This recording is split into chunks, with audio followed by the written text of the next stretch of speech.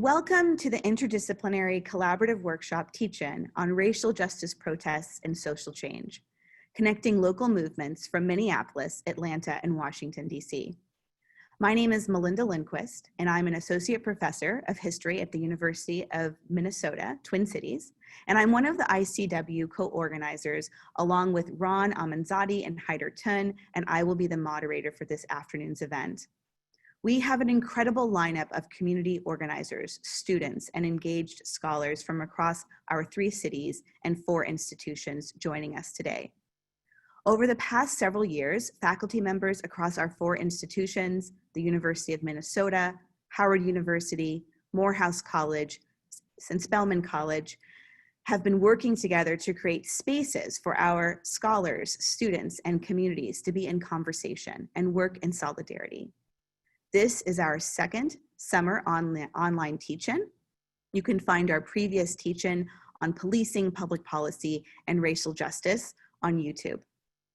You have probably also received a few new emails featuring artists across our 3 cities whose work engages in these critical conversations. Please find more short pieces about their work on our YouTube channel. We look forward to inviting you to an upcoming conversation with these artists in the coming weeks. Before we begin, I want to take a few minutes to thank all of the panelists for joining us today and for working to strengthen the relationships between our colleges and universities and communities.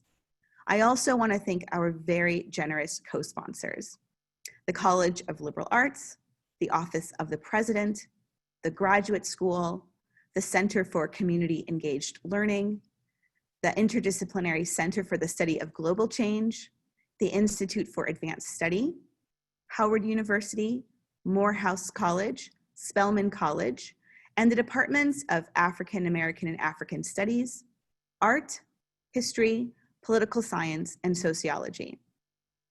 We also want to offer a special thanks for the administrative support from the Department of History, especially from Amanda Nelson and Brian Peckel, the technical and event support from ICGC and Laura Bell, the programmatic work and technical support of the ICW's graduate RA, Haider Tun.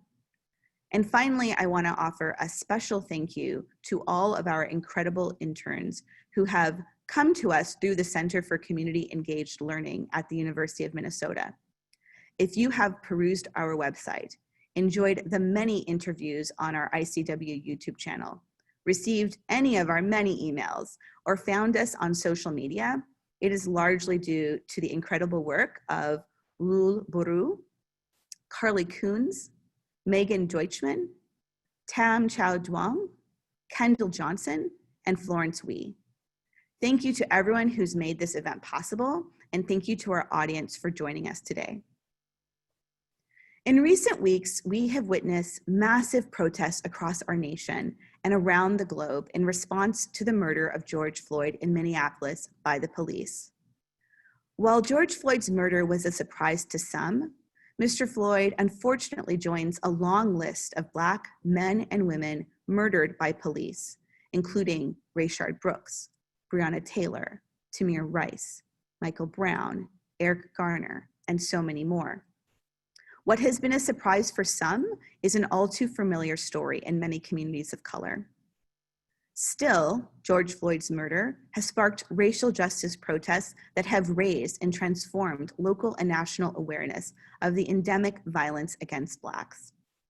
His murder and the hundreds of protests that have followed have generated pressure such that elected officials and policymakers are now addressing long-standing demands for the reform, defunding, and possible abolition of police departments.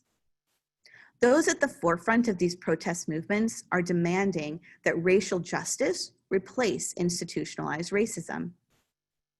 Growing out of the Black Lives Matter movements, the radical notion that Black Lives Matter is transforming the national consciousness.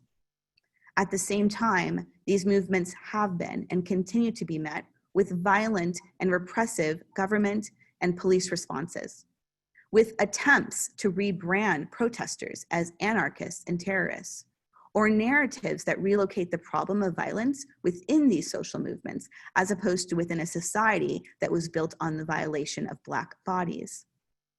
During this teach-in, we will spend our first hour with the Minneapolis Collaborative, our second hour with our Atlanta Collaborative, and the third hour with our Washington, D.C. Collaborative. You will hear from the engaged students and community leaders who have been on the front lines of protests and community organizing, as well as from engaged and activist scholars who work around these issues and are thinking about the role of higher education in local and national conversations about racial justice protests and social change. Each city will share a part of their story, and each collaborative invites you to be a part of this conversation. We will be collecting your questions throughout this event. Whether you're joining us through Zoom or on our YouTube channel, feel free to share your questions. We welcome your voices in this conversation because these conversations are about our communities and about our lives and about the types of anti-racist and justice-centered futures we are trying to live into and up to. On Zoom, the chat is also open. We invite you to use that space to share your thoughts and suggestions. You can also open up the live transcript if captioning will make this program more accessible and enjoyable. So please sit back, stand up, relax. We look forward to spending the next few hours with you. We hope to educate you, empower you, and inspire you. And we hope that the bridges we're building between our scholars and students and community leaders will strengthen the work that is happening across our cities and throughout the nation around racial justice. So welcome. The Minneapolis Collaborative is going to start us off. Then we'll hear from Atlanta and we'll end our teach-in with Washington, D.C. I am honored to welcome our Minneapolis team, featuring Dr. Rose Brewer, Rahel Haile, Key Alexander, and Amber Jones, each of whom you'll see on the other side of the mural art slide presentation that's going to follow my introduction. Dr. Brewer, a sociologist by training, is a professor in the Department of African American and African Studies at the University of Minnesota. As a social activist and scholar, Dr. Brewer has published extensively on Black feminism, political economy, social movements, and social change. She is the recipient of numerous awards, including a Morris Alumni Distinguished Teaching Professor Award, the American Sociological Association's Distinguished Teaching Award, and the Rosie R. Johnson Social Justice Award. Rahel Haile, co-founder and executive director of policy and programs at the Minnesota Youth Collective, is dedicated to building the political power of young people. Haile prioritizes co-organizing with BIPOC youth without co-opting their movements. Her work in the community since George Floyd's murder has been focused on working with community members around political education on abolition and policy when defunding the police. Key Alexander is a doctoral student in education, curriculum, and instruction with a focus on culture and teaching at the U, where he also serves as coordinator for the Teacher Scholars of Color program. Alexander comes to Minnesota by way of Philadelphia, where they worked as a community health organizer and advocate to transgender youth. Alexander's work and scholarship centers queer Black feminist thought, transformative justice, abolition, and healing justice. Amber Jones received her BA in African American and African Studies with a minor in political science at the University of Minnesota. She is currently the outreach coordinator for the Council for Minnesotans of African Heritage, an agency of the state of Minnesota. She has a long history of public service and working for systemic change at multiple levels of government. Before we invite the Minneapolis Collaborative team to join us, we want to share images of some of the murals that now grace many walls in Minneapolis. These murals are created by a BIPOC artist collective, Creatives After Curfew, whose artwork was featured on one of our posters for this event. We thank them for their ongoing work and community leadership and for allowing us to share their work at the start of our program. The slideshow is silent and the Minneapolis presentation will begin immediately after this 2-minute art slideshow.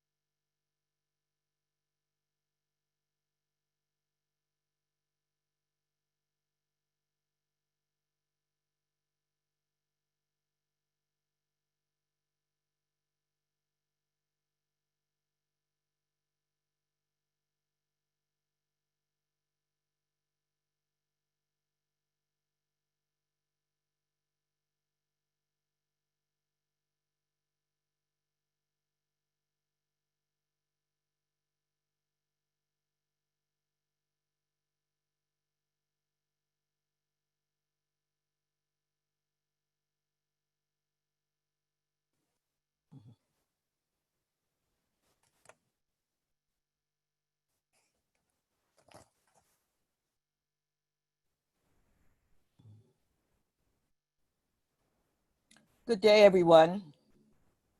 I'm Rose Brewer, Professor of African American and African Studies at the University of Minnesota. Welcome.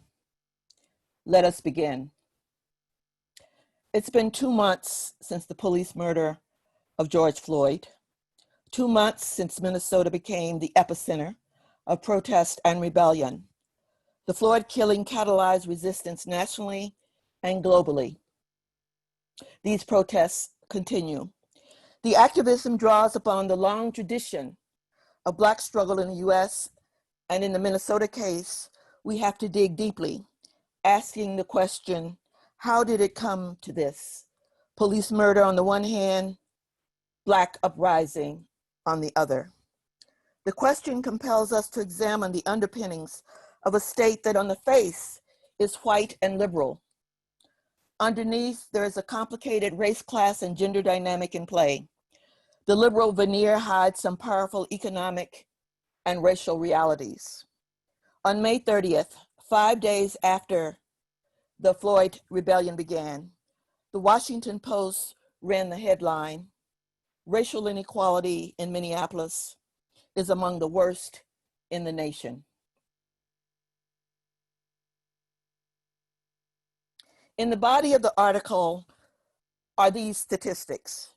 Median Black family income in Minneapolis was $36,000 in 2018, according to US Census data, while median white family income was $83,000. Black families earned only 44% of white income, a $47,000 disparity or gap.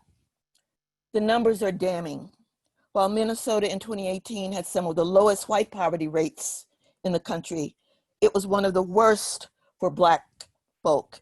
Their poverty rates were at 32%. The white poverty rate was 6%. The national figure for Black population was 26%.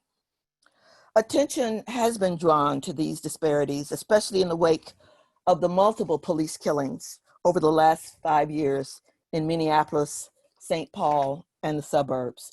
Yet the economic order in which racism is rooted in the state is not even whispered. It is a racialized capitalist state built on white settler colonialism that initiated the territory with the removal and genocidal land appropriation of the Dakota peoples on whose lands we stand.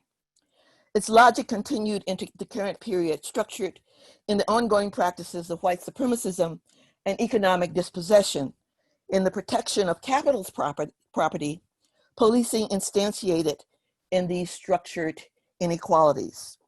Professor Christopher Lehman, in his recent book, Slavery's Reach, unearths the invisibility of the early features of Minnesota's racialized political economy.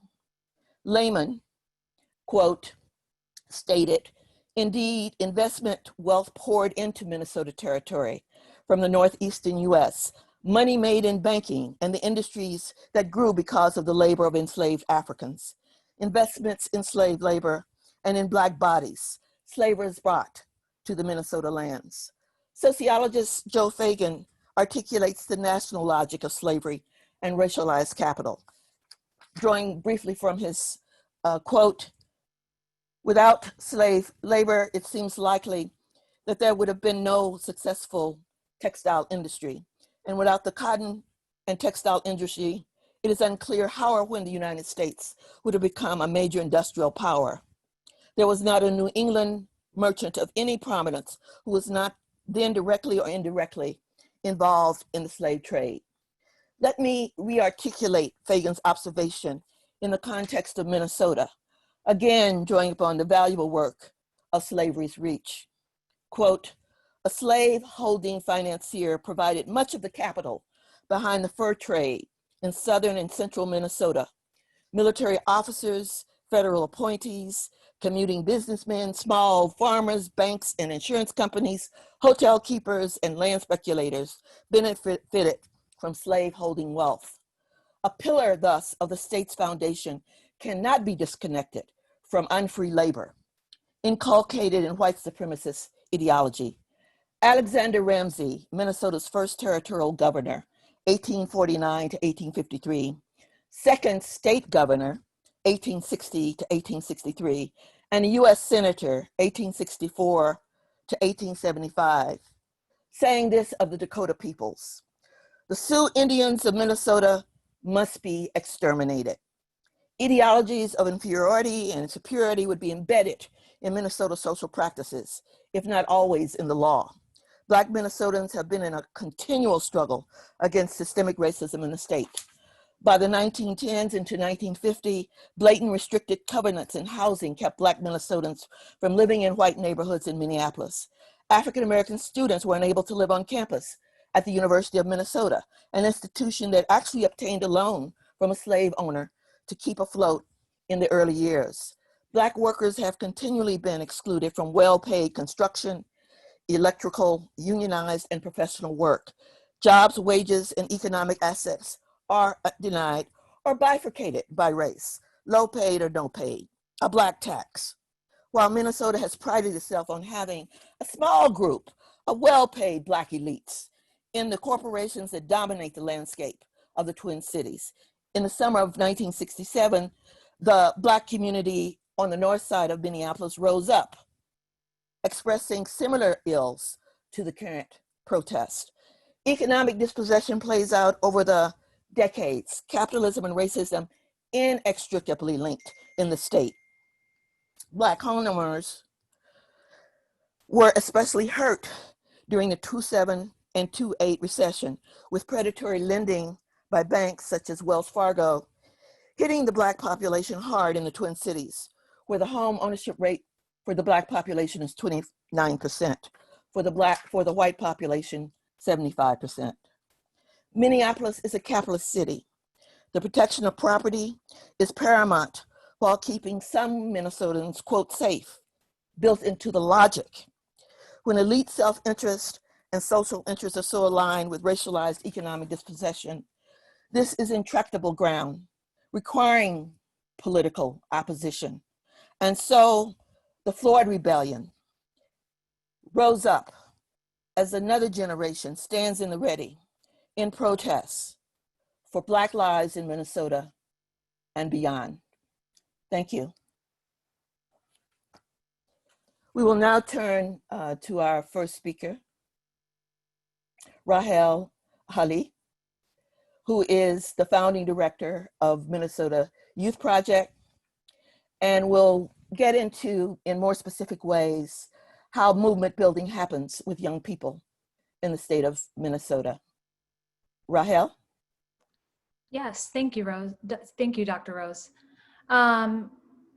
As Dr. Rose said, my name is Rahel Haile, and I'm going to be talking about three things. One is how we got here politically and the hoops that Black people, and especially young Black people, have had to jump through in order to get here, and the general culture of Minnesota in that. Then we'll talk about young people's response to the Floyd murder and how not only have folks led movements and led the uprising here, but also how they've led behind the scenes. And then we'll talk a little bit about sustainability and how we can pass on knowledge to young folks in the ways in which we're organizing. So first, how we got here politically. I think first, as Dr. Rose said, that there is an undercurrent of passive aggressiveness in our state. We, tout a lot of Minnesota nice here, and I think that can maybe spread throughout the Midwest, but a lot of folks, especially white folks, hold Minnesota nice near and dear to their hearts.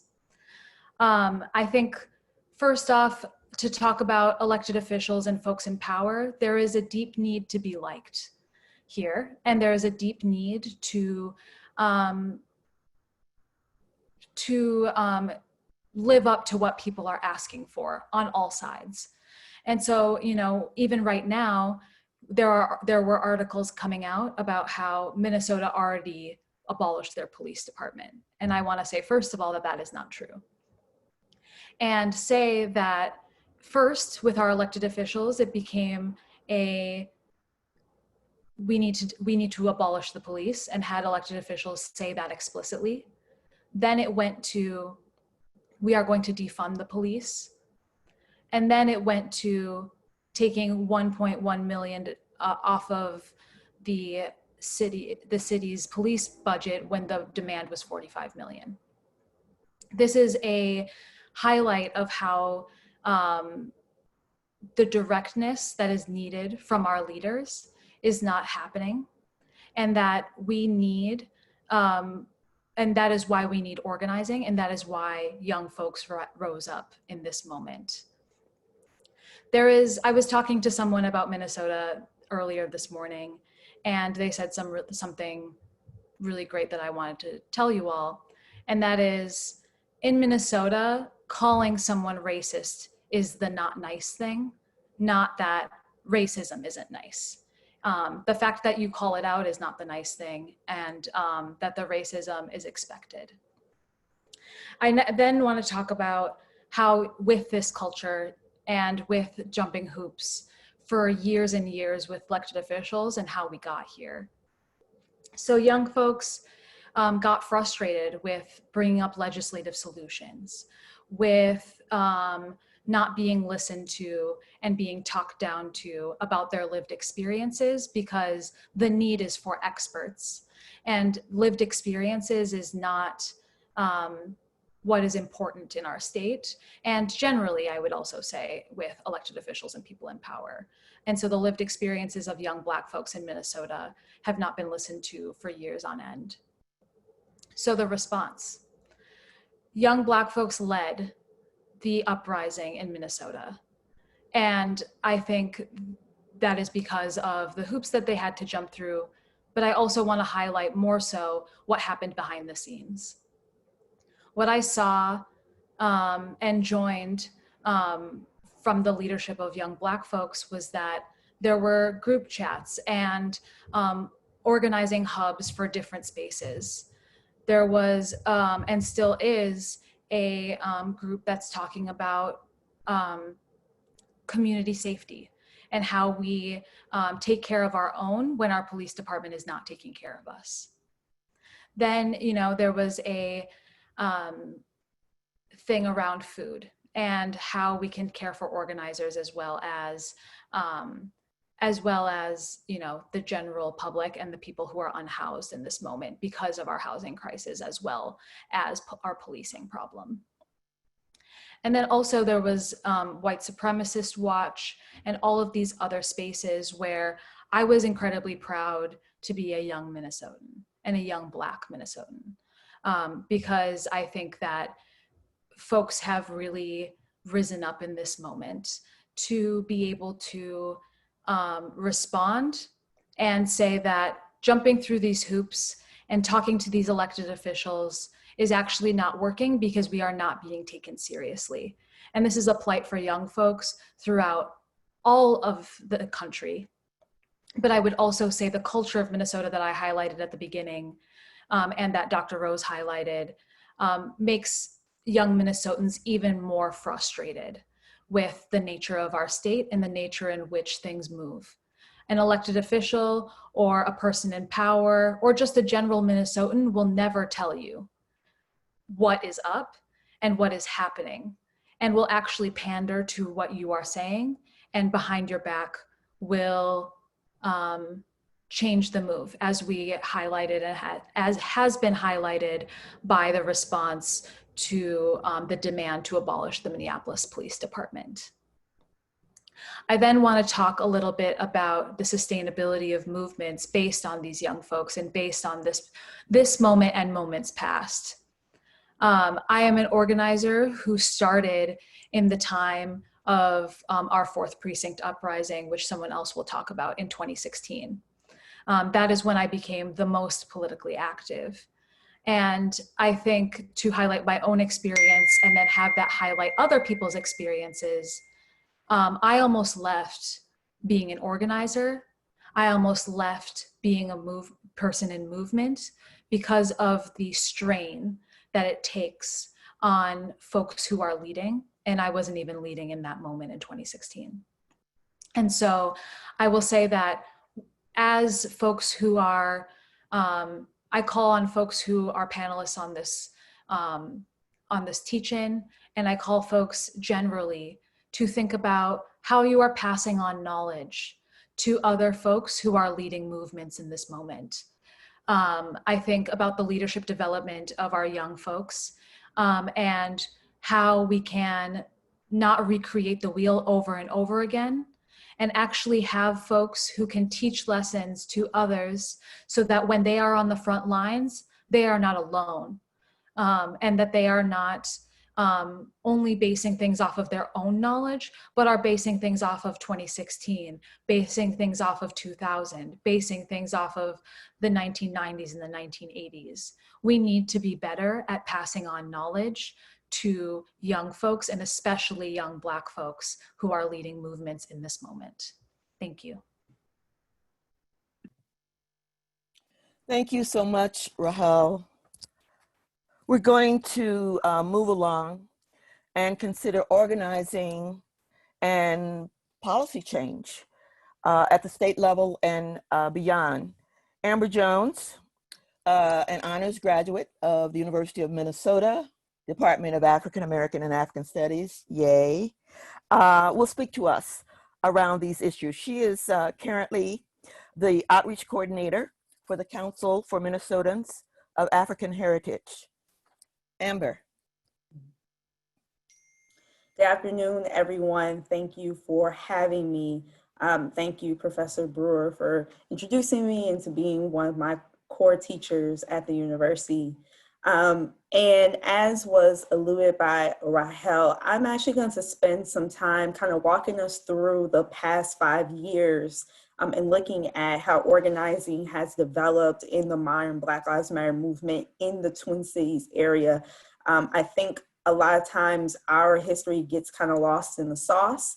And so with the exception of Philando Castile, which I will touch on, but I think it's important to see some of the connecting threads to explain a little bit of how we got here And then I'm also going to touch a little bit on some of the work that I'm currently involved in at the state, and just talk about, some of like what are we supposed to be doing as a public sector in response, to also address some of the things that Rahel also highlighted in her presentation. So I want to take us back to 2015, specifically November 15th, early in the morning in North Minneapolis, on Plymouth Avenue, which is a historic strip in the area. There are a lot of Black legacy organizations and institutions that have been on that strip. And also it has seen its share of protests as well, with the Plymouth uprisings in the 1960s. On November 15, 2015, Jamar Clark was killed in an officer-involved struggle a few blocks down from a lot of those core institutions, as well as the 4th Precinct in North Minneapolis. Early in the morning, a number of Black youth, Black women, Black queer, trans individuals took occupation of the lobby of the 4th Precinct Police Station, which then turned into an 18-day occupation 24/7, which effectively shut down the 4th Precinct for that time. A lot of major organizations in the area were part of that work, including the Black Liberation Project, Black Lives Matter Minneapolis chapter, the NAACP, Neighborhoods Organizing for Change, and other groups. And this was really the first major occupation or decrease in operation that I have seen of a police precinct in this modern Black Lives Matters movement. And I really want us to take some time when you log off to really investigate that further, so you know that that is a core piece of our history in this movement that we need to have committed to memory. As Rahel mentioned, there were a lot of young Black people who really stepped into activism during that time, and started to grow in their leadership, in their activism during that particular occupation and moving forward. And that's where we start to see a lot of an increase of protests throughout the cities and shutting down of highways and really developing people's organizing skills, trying to fight for Jamar Clark. And then less than a year later, in July of 2016, Philando Castile was murdered in Falcon Heights, Minnesota.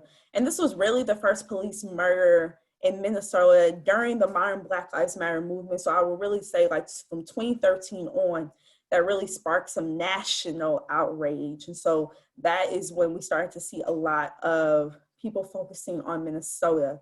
We also saw some more decentralization in our protests, focusing on targeting spaces like the governor's mansion, other spaces throughout the cities. We had this major incident occur in Minneapolis and now in St. Paul. So where's the justice in the Twin Cities, the tale of two cities, the tale of oppression in the midst of prosperity in Minnesota, right? We saw a continuous growth in movement organizations. We saw an expansion of different Black Lives Matter chapters moving on at that time. And as we move forward into the next few years, we start to see a lot of people in the community who were deep in the organizing space. They started to run for office. They started to run and win at the local, the county, and the state level. And a lot of that is playing into where we are today. A lot of the people that are in certain spaces, specifically at the local level, are people who have been part of this movement. So what does leadership and accountability look like in 2020 when some of the same people who have been on the quote unquote front lines or been a part of this movement are now in spaces of influence? How does leadership and accountability look in this moment? So as we move into 2020, on May 25th, when George Floyd was murdered, something that we need to take account of as to why this incident has become so central to our movement at this time, not just with the actual video of his murder, but also the state of Black Minnesotans at this time. Where we have the concentrated traumas of the COVID-19 pandemic that is ravaging our communities. And I have to, as a state official, a state agency, professional, have to look at the data on a regular basis and keep up with what's going on at the state level. We are one of the most disproportionately affected groups in the state when it comes to our case rates, and that is also across the country. And as of right now, 50%, 1 in 2, if we look at our Minneapolis group right now, 2 of us would be in this position. We would not have a job. This is the highest rate of unemployment for Black people we've ever seen in the state. So as we look into moving into the uprising of this time, I just want to show some connecting threads. So as you may have seen, and now the Star Tribune came out with an article saying that the instigation of the looting and the destruction of property and buildings was instigated by white supremacists.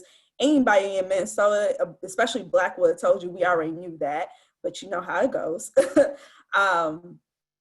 Seeing the destruction of the 3rd precinct and being able to see the taking down of an institution of physical manifestation of police state violence, that has connecting threads, as I said, to the 2015 with the 4th precinct occupation. We are seeing, some of our leadership as they have been building their leadership over the past 5 years, really be in a position today to really be in a critical and important space for where we're going to move forward. Protests are becoming even more decentralized. We're seeing protests pop up in Burnsville and Roseville and Apple Valley. These are suburbs of the Twin Cities that honestly people were never associated with a Black Lives Matter protest before. And then also the impact of shifting political representation. And so at the city council level, we now have a supermajority that really pushed for that vote to start to defund the police, and an increase of council members who have been a part of these current movements, as I said. But we're also navigating some nuances and some struggles in that work as they are situated in spaces of influence. So what does, like I said, accountability look like in this new era where maybe 5 years ago we had a much different makeup at our city council, at the county level as well, and at the state level. And as I wrap up my time, just talking about at the Council for Minnesotans of African Heritage, which is a state agency, we push for 3 things in the time that we had to allow Keith Ellison to prosecute the case for a civil rights investigation and for licensing changes. We were able to get all those fulfilled, but we know that there is a long way to go. We're still battling with how our protest movements are addressed and read by people in leadership. It took us 2 months to even get a police reform package passed in a divided legislature.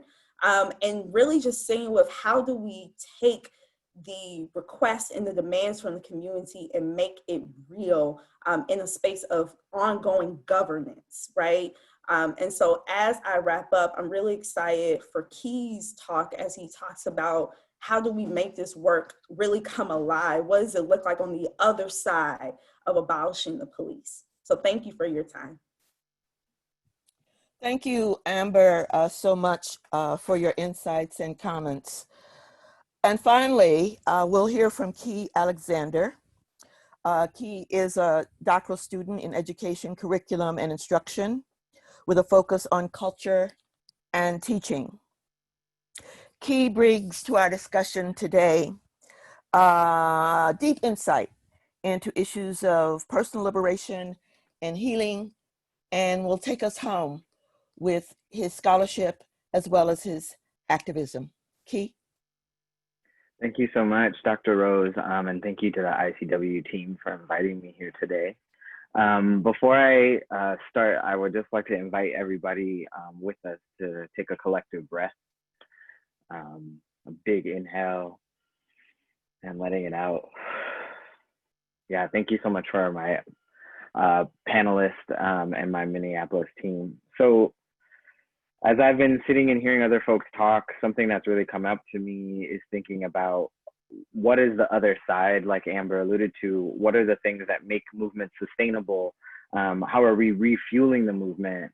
And how do we survive the aftermath of everything that's happened? Our city is completely different now. And so what are the things to make that kind of go along? So some of the things that we've been seeing happen on an amazing scale is mutual aid.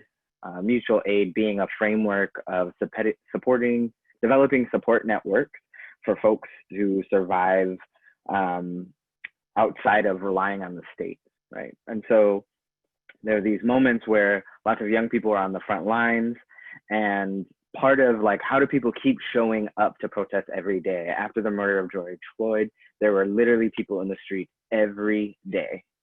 And part of that was behind the scenes, how to make sure that organizers were being fed. Organizers created free testing sites so that people who had been to protest could go get tested for COVID-19.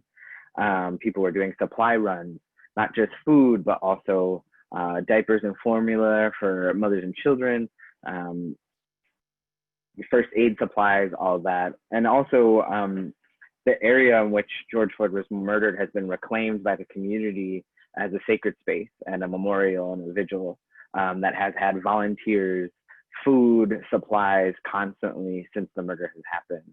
And so Minneapolis has been working towards these huge scopes of mutual aid in new ways that I've never seen before. So the city of Minneapolis is already practicing in real time what it would look like without the police state, right? And so while there was protests happening, you know, there were fires being set in neighborhoods, white supremacists running around, and people were not necessarily, like, people would call the police and the police were not coming.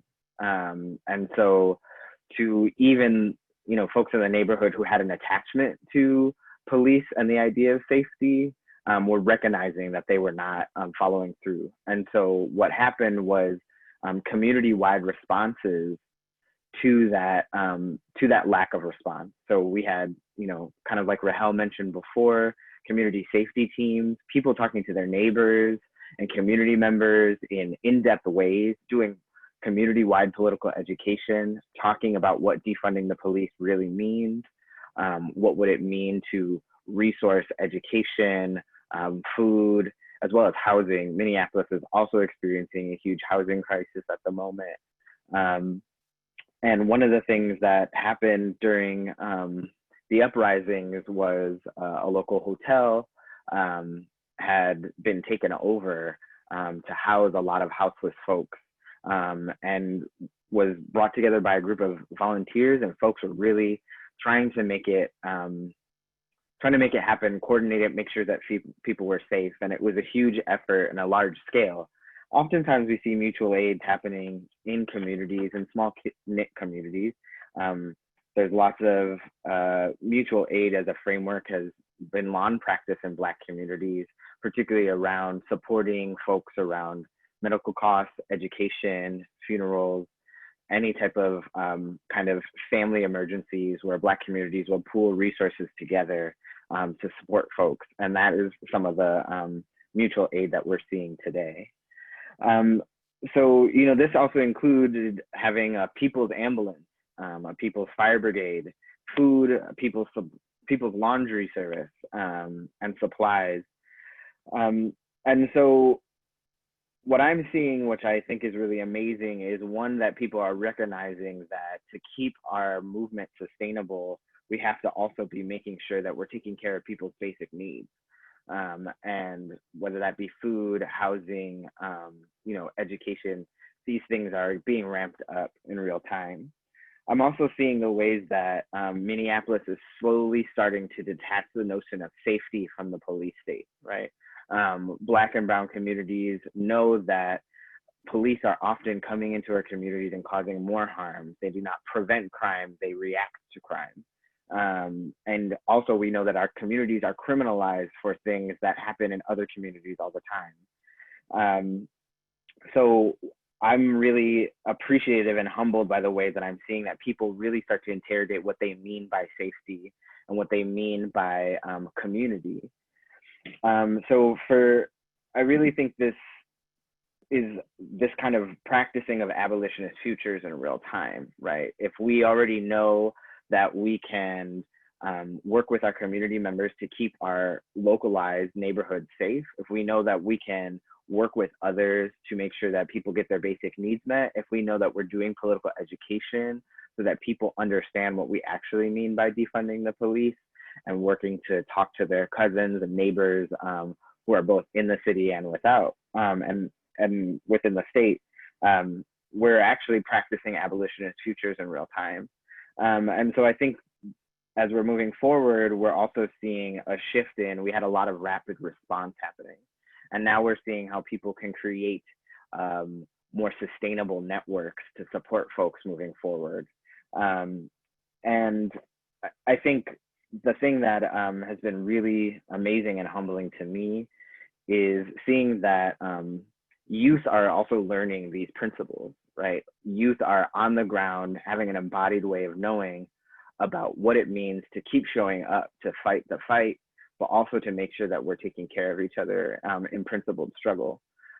So as I'm, looking forward to hear from our comrades in DC and Atlanta, I'm really grateful to see the ways that Minneapolis is showing an example for the national scale of ways that we can be able to support each other and operate without the police state.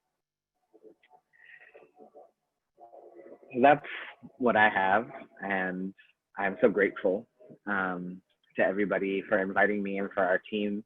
And we'd like to invite everybody. We'll have a 2-minute break, and we would love to take your questions after this 2-minute break. Thank you.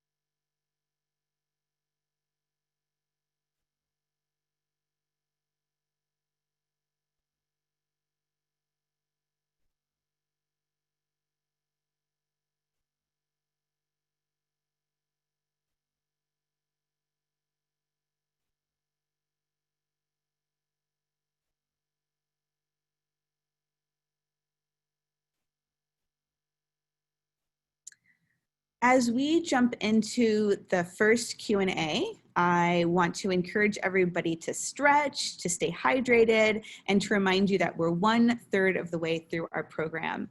And I also want to thank the Minneapolis Collaborative for their very powerful presentations, and thank the audience for their questions. Please continue to submit questions.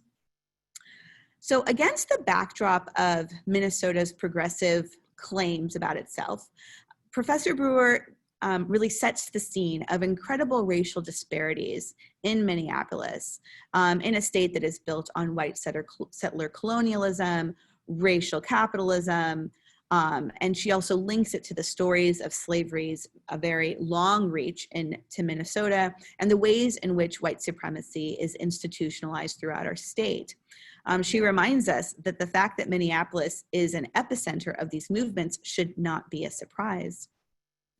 Rahel Haile then really did a lovely job laying out the shifting political terrain and the lack of clear direction from Minnesota's leaders.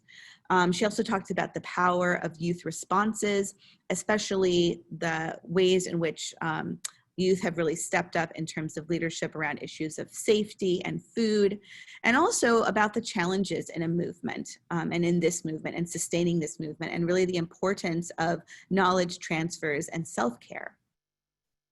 Amber Jones then shared the recent history of protest, especially reminding us about the early occupation of the police department following the murder of Jamar Clark, and also responses to the murder of Philando Castillo.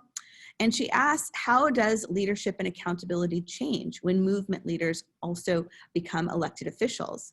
And what is the role of the public sector in these movements, especially in light of COVID and the economic crisis? And then Alexander rounded out that presentation by having us consider the ways in which our city has already changed, especially beyond the parameters of the state and the public sector, and largely in terms of mutual aid. Key reminds us that Minneapolis is already living into a vision of itself beyond policing. The city and its communities are using models in this moment, models that are in many ways quite familiar to communities of color, these mutual aid models. And Key reminds us that safety does not hinge on the police state. And so thank you for submitting your questions. I'm gonna start us off with one of our first questions, which is, what do we do when people say that movements like these are just political movements? And though there is sort of a call for change, that really this movement is just a certain type of political response to the current person in the White House, to President Trump. I can take a shot at that. If anyone else wants to, please do also. But I would assert that we are in a particular, what I would call conjuncture, a coalescing of social, political, and historical issues that are unique in space and time. And that it's a bit of a misreading to say that we're only dealing with a response to Trump and Trumpism. Certainly that plays a role, but the expansiveness of the response, not only within Minneapolis and Minnesota, but globally, signals, from my perspective, a new moment. Now, that moment can go in a number of places, and thanks to Amber for lifting up the accountability question. Certainly there's some very deadly possibilities. And we've seen, in response to some of the protests in Oregon and in the Washington state area, that the use, and that happened, of course, here in the Floyd uprising, that the military and militarism is not far away. But I do think we're dealing with something that's deeper and perhaps more sustaining. All of it will depend on us in terms of many of the things that our panelists have articulated: how we organize, with whom we organize, how we prepare young people as both political actors as well as folk who are willing to throw down, to use an expression. So I would just leave it at that, and perhaps other panelists would like to respond. Yes, I will also hop in. Thank you for your response, Professor Brewer. I just want to loop us back to my presentation about the history. And so any type of response saying that this is just to rebel against Trumpism is not really founded in the history. To just to be frank, the Black Lives Matter movement actually started during the Obama administration, during a time where we thought there was going to be immense change in our country. And yes, we saw some, but when it comes to the changes that Black people needed, there are a lot of people who, struggle with that idea that Black people got what they needed during that administration, right? And so if we look back at the history, and the history is, I'm not asking for us to go that far back. I'm literally like saying within a decade, that is just unfounded. And so this is a call to making sure that political education is a part of the work that we're doing in our movement spaces. People don't have an excuse not to know what has happened in our country and in our local communities.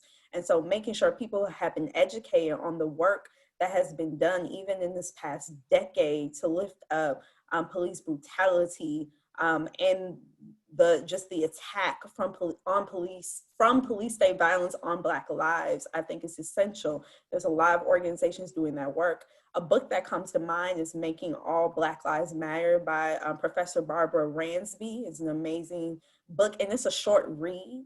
And really does highlight some of the organizing in this movement at a very, high level to get that information. But we don't have an excuse to know things that we don't know for the sake of not knowing them. We have so much opportunity to learn and to grow and to be well-versed so that we can combat some of that language coming out from people in the community saying that, oh, this is just to go against Trump, and this is just this, and this is just a political moment of the time. No, this is transcending politics. This has transcended politics, and we are in a very leaning fascist administration, but we were also part of a progressive administration, and this still continued. And so this is transcendent of what is happening in American politics. This is really about human rights and what's happening to Black people in this country. Thank you so much. Sorry, I just wanted to add quickly that I also think that there's a moment for us and an opportunity to reframe what we mean by political, right? Because I think that white supremacy creates the conditions where white folks get to choose what is political for their lives and not. And Black folks are not afforded that, right? Like, our lives are political because there are things that happen politically to us that impact our everyday lives that we cannot escape in a way that white folks have the opportunity to say, oh, this is political, and so I'm not going to touch that, right? And so I really challenge people to reframe what they think about what political means, to think about how they can step into this movement in this moment. Thank you so much. We have another question from our audience. Can you tell us how we can plug into the abolitionist movement here in Minneapolis? I'm familiar with Reclaim the Block and Black Visions Collective. Are there other organizations that we should be following? Also, how might those of us in the suburbs engage, given that the focus is on Minneapolis right now?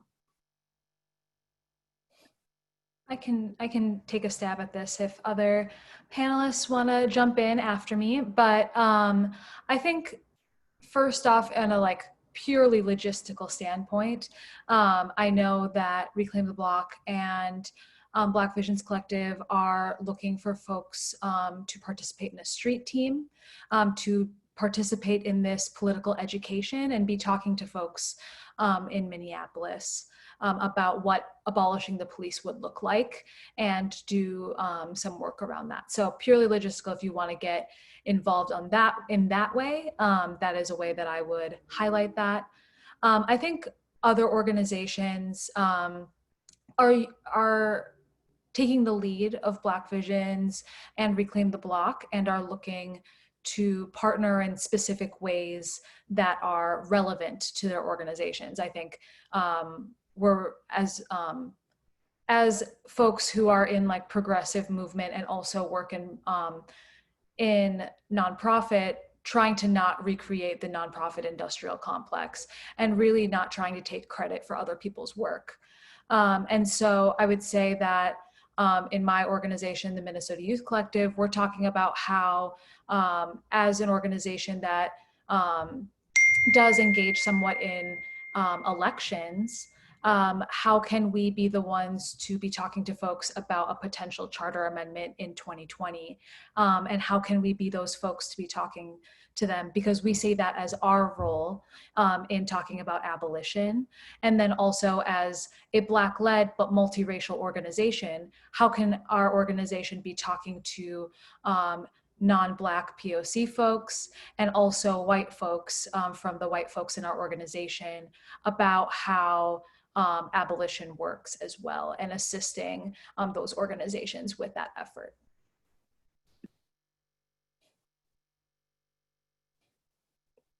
Thank you so much. I'm going to ask you now kind of a little bundle of questions that I think a range of you will be really interested in engaging with. So, given the violent racist history that Professor Brewer so eloquently describes, do you think that we need a policy of reparations in Minnesota or across the country? And if so, what do you think it would look like? Do you think that it's possible? So a question about reparations. Another question about how can we hold elected officials accountable given their sort of failures in the past? And do we think that street protests and community organizing is sort of sufficient to do that work? Or do we also need to go really focus also on mobilizing youth voters? And then a final question, which is about mutual aid. And can mutual aid completely replace the government safety net that has been really eviscerated over the past several years? Or do we see mutual aid more as a supplement to that safety net? That's quite a bundle of questions, Melinda. I'll take a stab at the reparations question. It is quite clear to me and to a number of others that a tremendous debt is due, that a reckoning around uncompensated enslaved labor, 100 more years of Jim Crow, and here we are in the 21st century talking about mass incarceration, police murder, and the dismal economic location of a people who more and more are dispossessed, and whether or not any of us will be needed very much in the near future certainly is a consideration. And I do think we need to be putting the idea, not necessarily of funds in the pocket, but a different vision of what it means to build Black life in this country. I think any sound rationale would include a reparations component to it, but it's not the end of the story. I have been so pleased to hear that so much of the struggle is about imagining futures, about a vision. So that means if you're going to imagine a future, you have to build that revolutionary road with many things along the way, including perhaps a whole coterie of different kinds of mutual aids, which prepare the road for a different kind of society. So movement building and organizing and building a different order for the people of the planet, these are all pieces of something that we're going to be with for a while. And I know in this country we have a kind of short memory and a kind of, what would I call it, immediate gratification. But I think all of us on this panel have an eye on the longer haul, are not deluded by thinking this is done. But a clarion call, a profound message has been sent in living and graphic color that I don't think we can ever forget. There were other pieces to that. Maybe Key wants to take on the issue of the state and mutual aid. So that's all I have for the moment. Yeah, I think that's a great question about the mutual aid. So, I mean, the reality is that the social safety net is already disintegrated for a lot of communities. I think a lot of where I've learned from mutual aid has been from sick and disabled queer and trans folks of color, and who are folks who you are not there. There is no safety net for those communities, and so mutual aid has literally been the structure that has helped people survive. So I think that, you know, I also don't know that it's helpful to put it in a binary of replace or supplement as much as it is like, this is the thing that people need to do to be well and survive while the state is still working out their things. Obviously, it would be wonderful if we had a state structure that did have a social safety net, but we're seeing that really only exists for a very small population of people in this country. So yeah, I think that it can certainly, I think that what I'm seeing in Minneapolis is that I've actually never seen the scale of which we've done Minneapolis in, or what we've done mutual aid like this. And so for me, that gives me a lot of hope that we can really start to build out these large scale mutual aid networks that really have a much larger impact rather than these very small localized things. So that gives me hope. I'll go briefly on the accountability question. I do agree with Keith, particularly because my experience in government is that government is very slow, very, very slow. And the beauty of mutual aid is that it is very rapid in its response. And so we need to have that as a mechanism in our community to address pressing and urgent needs when it comes to the safety and stability of people's lives. And so just wanted to highlight that. But when it comes to holding leadership accountable, particularly in the government spaces, we need that, and we need people to be engaged in that work alongside of doing the advocacy and the activism, because I would just say from my vantage point that a lot of these elected officials are really relying on community members and community leaders when it comes to being able to carry their priorities in a government space where there are people in power that do not care for the work that needs to be done in our communities. And it's very difficult at times to carry that work. And sometimes we make the assumption that, okay, we voted those people in, they need to go do the work and I don't need to deal with it. And in some ways that is true. Like, we should be able to trust you in this representative democracy to be able to carry that work. But depending on what the composition is in some of these government spaces, sometimes we have to work harder to advocate for the things that we know is right. And so to be able to have a body like the council, to be able to focus specifically on making sure that our government is being reflective of the needs of our community brings an extra level of capacity that's really needed to do this work in a state that is largely very white and very focused on, maintaining that culture of whiteness throughout the state. And also with the other ethnic councils as well, representing different communities of color, indigenous groups, and the Disability Council as well. And so I was having like a brief exchange with a friend of mine this morning, and we need that inside-outside strategy, long story short. As someone who has been in the advocacy space and also in the government space, the two don't have to be in silos. In some ways, we have to have some ways of working together in that space. And that also means when we're not doing our job in government, y'all need to hold us accountable. Y'all need to make some noise and push for change. But we have to get to a point where we don't have to do that work so heavily to hold people accountable, that we can have a representative democracy that actually works for the people that it serves. And then also when it comes to youth mobilization in voting, just real briefly, because I know this is more Rahal's lane, but to just elevate the fact once again, that she said earlier in her presentation, that youth have been leading this work. And so we have to be concerned about making that connecting point, that just as much as you're leading this activism work, and I've done work in education, organizing in the past as well, and have worked with young people, just so you are lifting up this work for change, we also need to ensure that we can lift up who are going to be the change makers in some of these spaces as well. We have to continue to make those connecting threads to be able to really be led by what the youth solutions are in this space, and making sure there are people in these spaces of influence that are going to consider and to center youth voice in that work as well. Do I have time for a quick comment, Melinda? One quick comment. Yeah, I really want us to steer away from a dichotomous opposition along the lines that the panelists have spoken to. But I think it's even more complicated than there's the government and there's the protest. We're dealing with a particular kind of society that I tried to articulate, where money and power really keep the system going, whether it's in a liberal, so-called progressive arena of a state like Minnesota, or more broadly, as we're looking at what's happening at the national level and the white nationalist push there.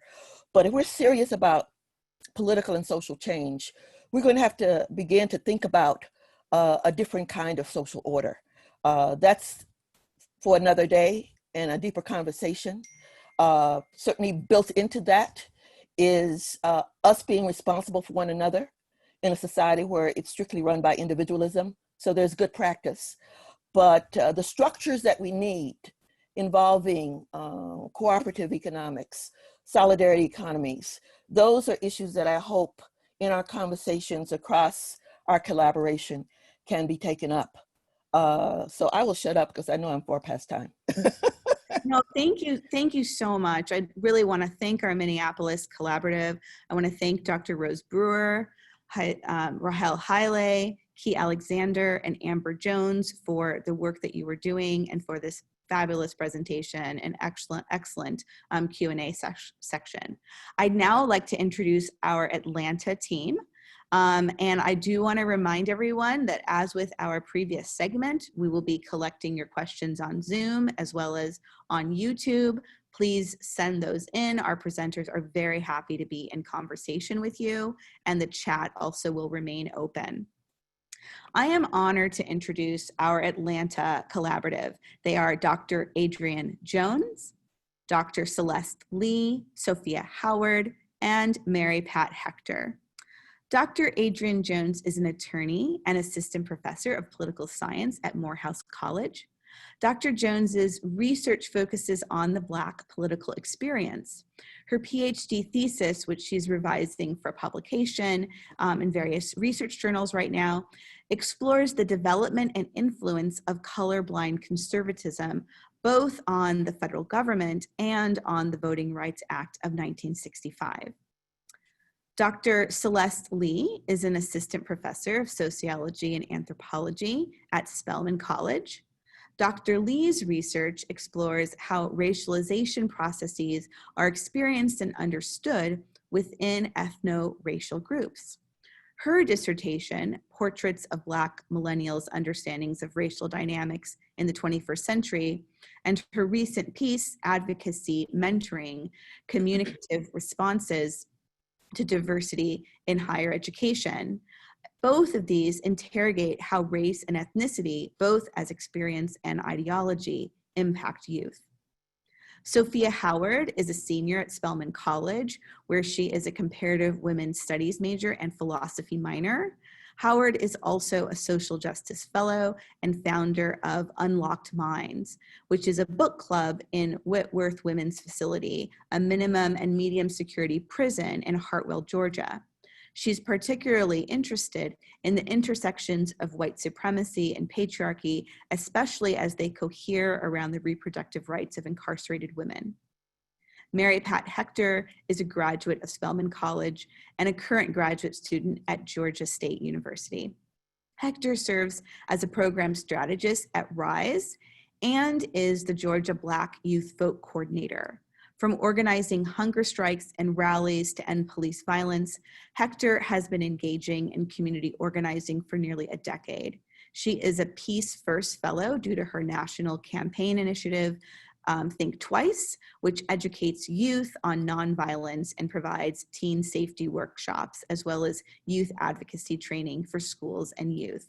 Thank you so much. I am very pleased to hand this over to Dr. Jones. Thank you so much. Welcome to Atlanta. We'd like to thank ICW and you for the opportunity to talk to you today about racial justice, protest, and social change. I am from Morehouse College, and it is an institution dedicated to the education of Black men, and my colleagues are from Spelman College, which is an institution that lives next door, is dedicated to the education of Black women. And we are both a part of the Atlanta University Center, which is a consortium of historically Black colleges and universities. And I'd like to argue that HBCUs are dedicated to Black lives, and that as a result, HBCUs here in Atlanta and nationwide are by their very existence and through their work, acts of protest. Today, I want to talk to you about protests on the street and protests at the ballot box. I want to argue, or alternatively remind all of us, that protest and voting lie on a continuum, that protest is a valid constitutional form of political expression, and that voting is a tool that we can use to forward the Black Lives Matter agenda. This is because protest expands the potential policy proposals available in the electoral realm, as we've heard some from Minneapolis already this morning. Protest also breeds potential candidates who might become elected representatives and better represent Black people and their lives. We saw some of this happen during the Civil Rights Movement, right? Civil rights movement activity resulted in the Civil Rights Act of 1964, the Voting Rights Act, and the Fair Housing Act, among other things. And it produced leadership like John Lewis, who served as a representative to the US House for 17 terms. So I think it's important that we understand and respect protest and its power and its relationship to elections. And in order to do this, I want to talk about two things. One, I want to review some definitions. And then I want to talk about voting and voter suppression in the state of Georgia and in Atlanta. I have 5 definitions. The first is protest. And protest is when people demonstrate or engage in symbolic public expression of objection, disapproval, or dissent, and usually that's political. And I want to point out that people protest in the streets when they need to be heard because the government isn't listening to them, or it isn't listening to their community, and it isn't responding to their needs. The First Amendment of the US Constitution provides the right to free speech, and free speech specifically means the right to criticize the government. And that includes the right to protest. This means that the local and national protests that we're doing now against state-sanctioned police brutality is specifically allowed. It's encouraged, in fact, by the First Amendment, which provides the right of the people to peaceably assemble and to petition the government for a redress of grievances. Number 2, riot. Riots are noisy demonstrations caused by groups or crowds of people protesting another group, government policy perhaps, but riots may or may not rise to the level of violence.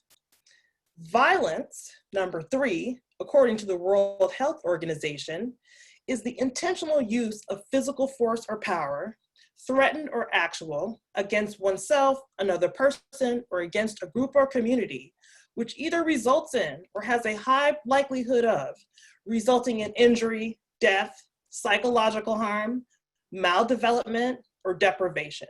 Now, these are injuries to bodies and to minds, importantly. Property damage, on the other hand, is injury to real or personal property. So we're talking about injury to inanimate objects, cars, statues, buildings, the CNN Center. Property damage, however, is not violence. Why am I talking about these 4 definitions? Because I think they get used interchangeably, number 1, and I think they're used negatively to negativize the idea of protest. And when protest is cast as negative or necessarily riotous or necessarily violent, it provides justification for a defensive position to be taken by law enforcement, and sometimes for a ratcheting up of that defense. Like right now, we're seeing federal troops disappearing people off the street in the city of Portland. Negativity in the use of these terms devalues the importance of what people are trying to accomplish through protest. So I want to urge us all to pay attention to these terms, the relationship between the concepts, and I want us to be vigilant about how these terms are used in the government, in the media, and how we ourselves use these terms. Finally, I want to talk about white supremacy, which is the belief that white people are superior to those of all other races, and that therefore white people and white needs should dominate our society. And in the United States, with white supremacy, we're speaking specifically about Black Americans. White supremacy undergirds our nation's social, economic, and political foundations historically, and it's proven to be extremely resilient and very resistant to challenge. Traditionally, white supremacy meant that Black people didn't have any rights, right? No citizenship, no right to vote, no right to protest, no protections from the Bill of Rights. So this means that protest, even when it's nonviolent, is considered an inherent affront to white supremacy, right? It's problematic because it openly opposes law and order, and it openly opposes the habitual social, economic, and political hierarchy. So in talking about all of these terms, I want us to be clear about what protest is. I want everyone to understand that protest is a constitutionally valid behavior, and I want us to appreciate what protest is up against with regard to white supremacy. Now, how is all this related to voting in Georgia and Atlanta? Georgia and Atlanta, today and historically, are arguably ground zero for voter suppression. So voting in the city of Atlanta, in the state of Georgia, is an act of protest just to begin with. Atlanta is historically and currently a segregated city, and the power structure here has spent a lot of its historical time aimed at maintaining the white supremacist hierarchy, and this is regardless of the fact that the city's population is 30% Black. The state acts similarly, despite the fact that 30% of the state's population is Black. Let me give you some examples. On June 9th, our city's primary elections were a clear example of what we do not want elections to look like. The machines were broken. The polls opened late. There were too few poll workers. They were not as well trained as they needed to be. In majority Black communities, people waited anywhere from 4 to 7 hours to vote. The state blamed this situation on the counties and refused to take responsibility for what could arguably have been intended by the state. In 2018, our now governor, then Secretary of State, ran his own election for governor against Stacey Abrams and applied a number of voter suppression tactics that resulted in a narrow win for Governor Kemp. And there are strong arguments to be made that he stole that election.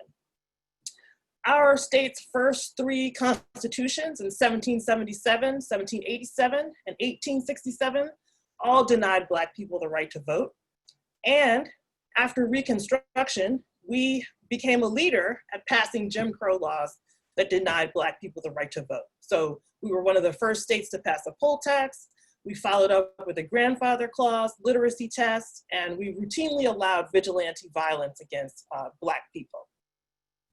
From 1917 until 1962, the state of Georgia used what's called the county unit system, which granted more power to white rural communities than it did to majority Black counties or to majority Black urban areas.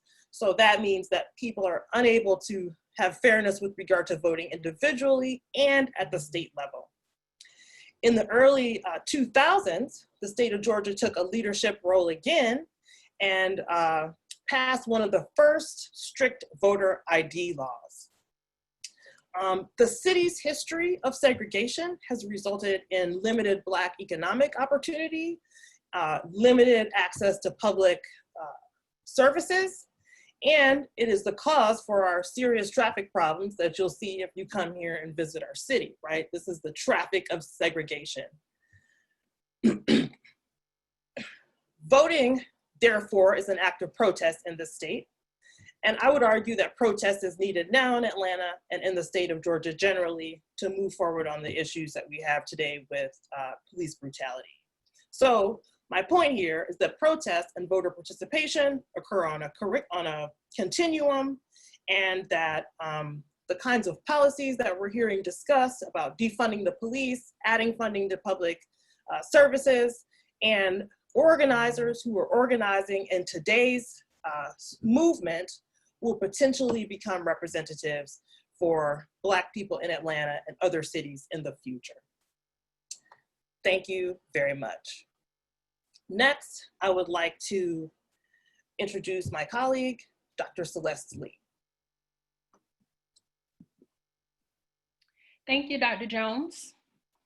Good afternoon, everyone. I am excited and honored to be a part of this very important conversation.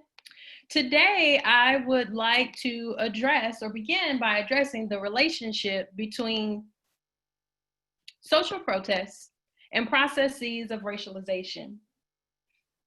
The definitional distinctions that Dr. Jones makes between protest versus riot, property damage versus violence, provide an important framework for unpacking the ways in which social movements and the language that we use to describe said movements have become racialized in ways that reinforce white supremacy. To say that social movements have become racialized suggests that the terms like riot and violence are attached to racial meanings. More often than not, Black protesters are perceived as violent rioters or looters even, while white protesters are perceived as demonstrators and American patriots. Likewise, who has the right to protest in this country is racialized. When we hear terms like violence or riot, we immediately have a racial understanding of who the perpetrators are, and it's primarily imagined to be Black and brown people. These racial understandings or ideas about how race works in the realm of social protest reflect broader racist ideologies that criminalize Blackness. We've seen this process of racialization and ultimately racism play out in both the national and local contexts. Even in Atlanta, a city dubbed as Wakanda or the Black Mecca due to its highly visible Black middle class and nearly 50 years of Black mayoral leadership, a police department that is approximately 60% Black, and one of the fastest growing markets for Black-owned businesses. Even here, race shapes the politics of who has the right to protest and challenge the status quo. Protests surrounding the murders of George Floyd, Breonna Taylor, and Ahmaud Arbery began in Atlanta on May 29, 2020. A brief content analysis of 20 articles from news sources like CNN, the Atlanta Journal-Constitution, and the New York Times reveal that the protests were described as chaotic, violent, or even riots. While many sources acknowledge that the bulk of the protests had been peaceful and nonviolent, headlines like "Tension escalates into violence in fiery Atlanta rally" or "Violent George Floyd protest at CNN Center in Atlanta" became the dominant narrative of the Atlanta protests. Conversely, in Michigan, when armed militias stormed the state capitol building, these protesters were described as demonstrators or freedom fighters.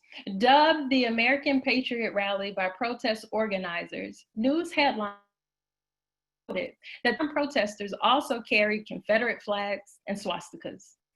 The content analysis revealed that Michigan protesters were described as resistors and even in some instances rebels, but nowhere were these protesters described as violent or riotous, despite being heavily armed with deadly weapons or unmasked during an airborne pandemic and adorned with symbols of racial terrorism like the Confederate flag and swastika.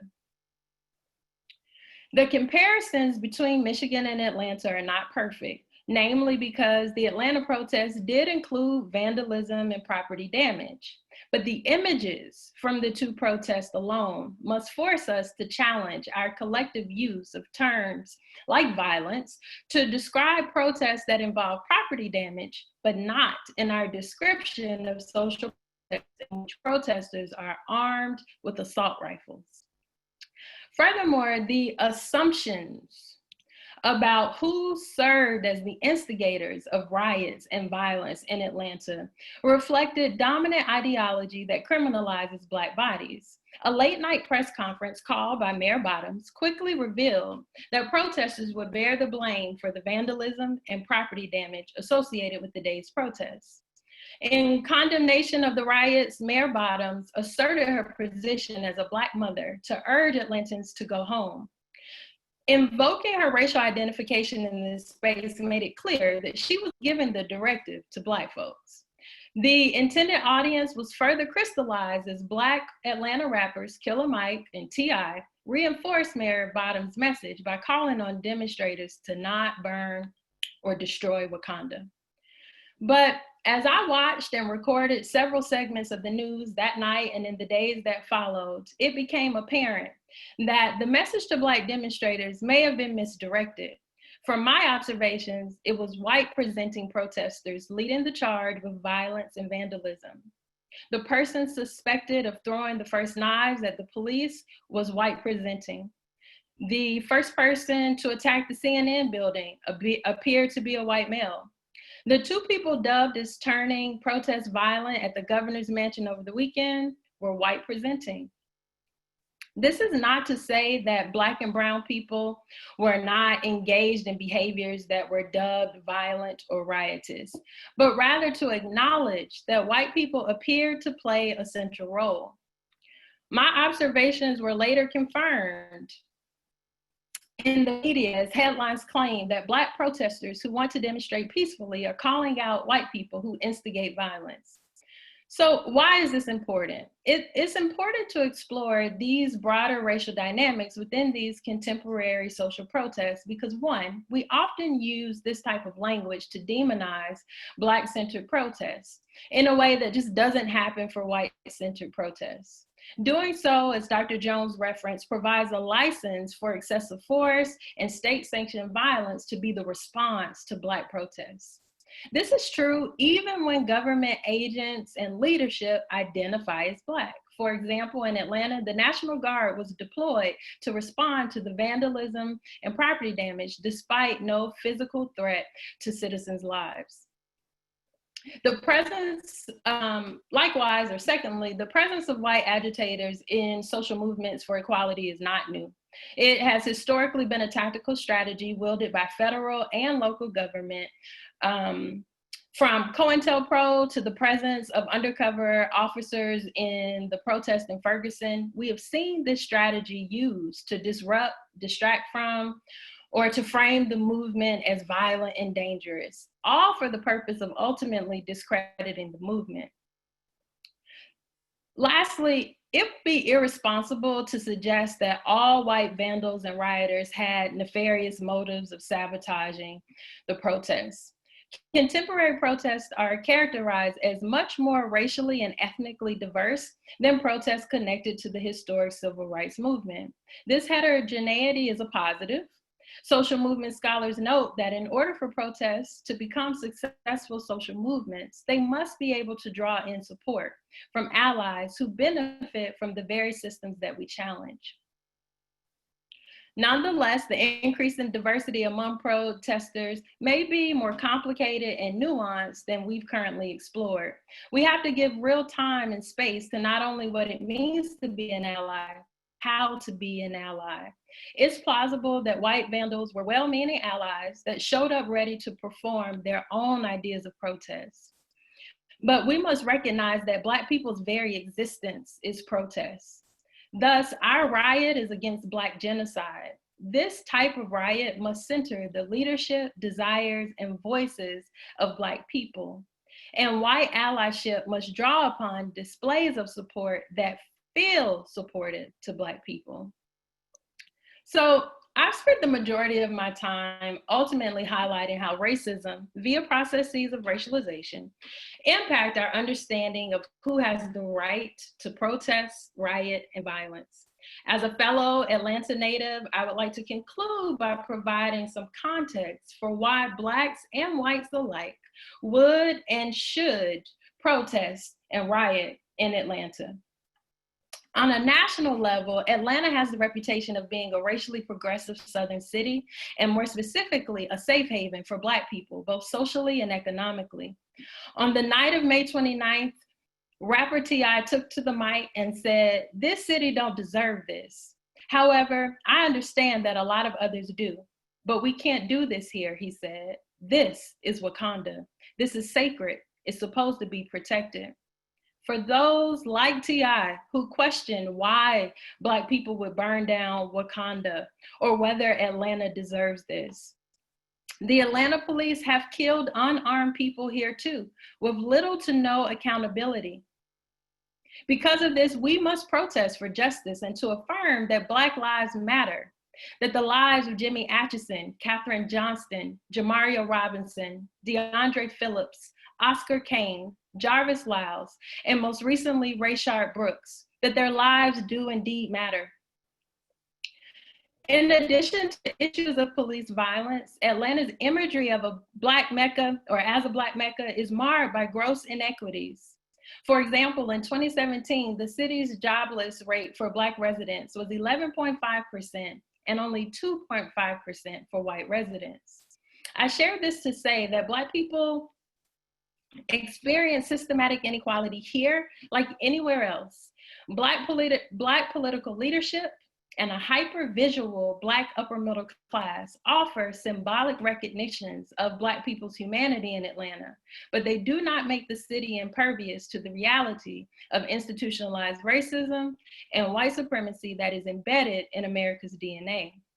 Considered by many the epicenter of the historic civil rights movement, Atlanta has long stood center stage in racial justice protests. From the Summerhill riots of 1966 to the highway shutdowns and riots of 2016, Atlanta's citizens have a deep history of challenging state-sanctioned violence and police brutality in our communities. Martin Luther King Jr. argued that riots are the language of the unheard.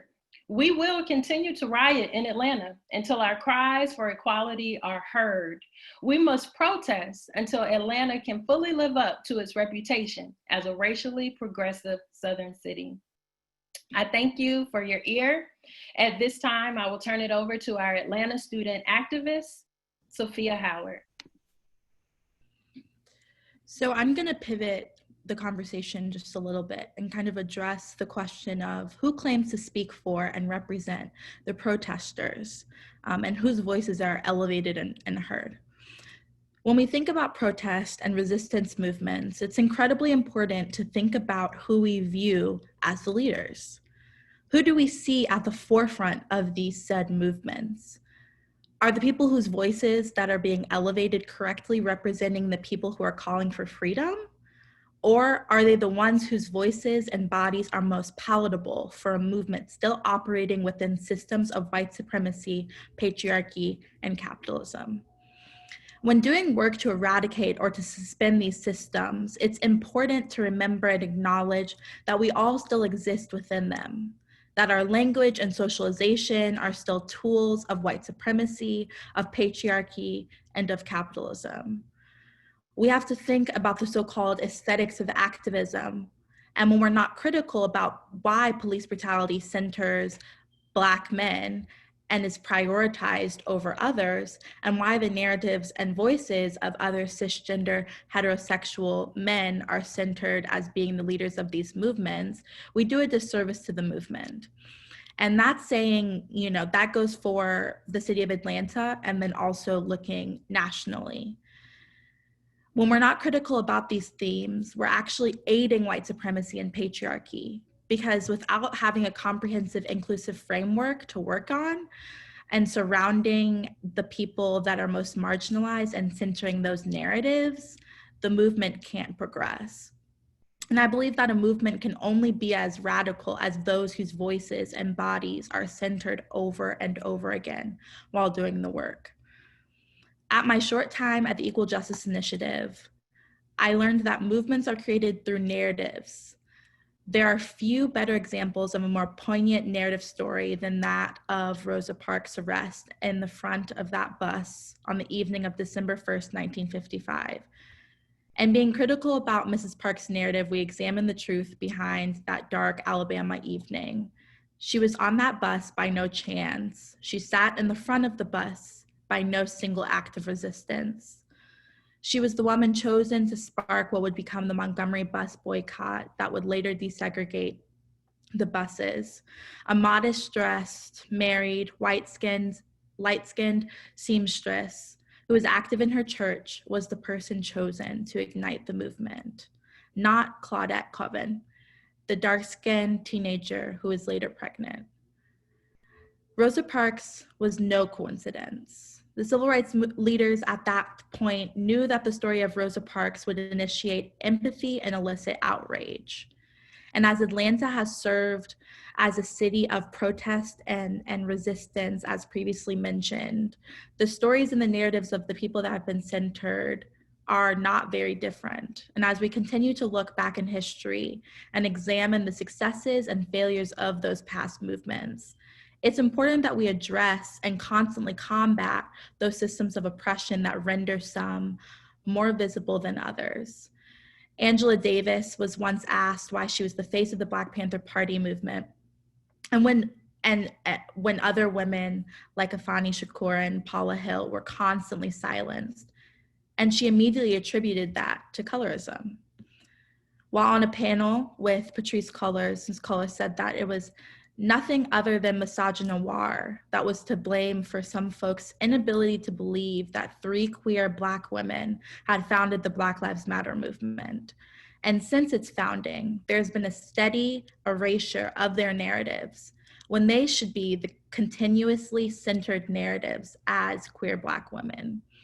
We have to think about ableism and the ways in which differently abled folks can participate in the movement. And we have to acknowledge that even when efforts have not been made to center them or to acknowledge their work, they've shown up. We have to discuss the erasure of queerness in these movements. Malcolm X was bisexual and James Baldwin was gay, and those are important parts of their narratives. We have to acknowledge that the movements of the past and the movements of today, and particularly in the city of Atlanta, where so many of its citizens are Black, have always had the most marginalized show up and participate. And not only that, but they're the center and the heartbeat of these movements. A movement should always be led with its heart, and therefore the most marginalized should always be centered. Their stories and narratives are important, and we have to lead from a position of radical acceptance and demand equity and freedom the same way that we do in society, the same way that we do in these movements. Atlanta historically has been a site of resistance, from being burned to the ground and rebuilt to being an important location for the civil rights movement in the 1960s, to now where my peers are holding space for Rayshard Brooks and holding space for those whose names and narratives are not deemed strategically important. Atlanta cannot be the Black Mecca. It cannot be Wakanda if the narratives of the silenced are not brought out of the dark. It's when we center the Shaun Whites instead of the Rachel Cargills, or the DeRay McKinsons instead of the Erica Harts, that we disappoint yet another generation of revolutionaries.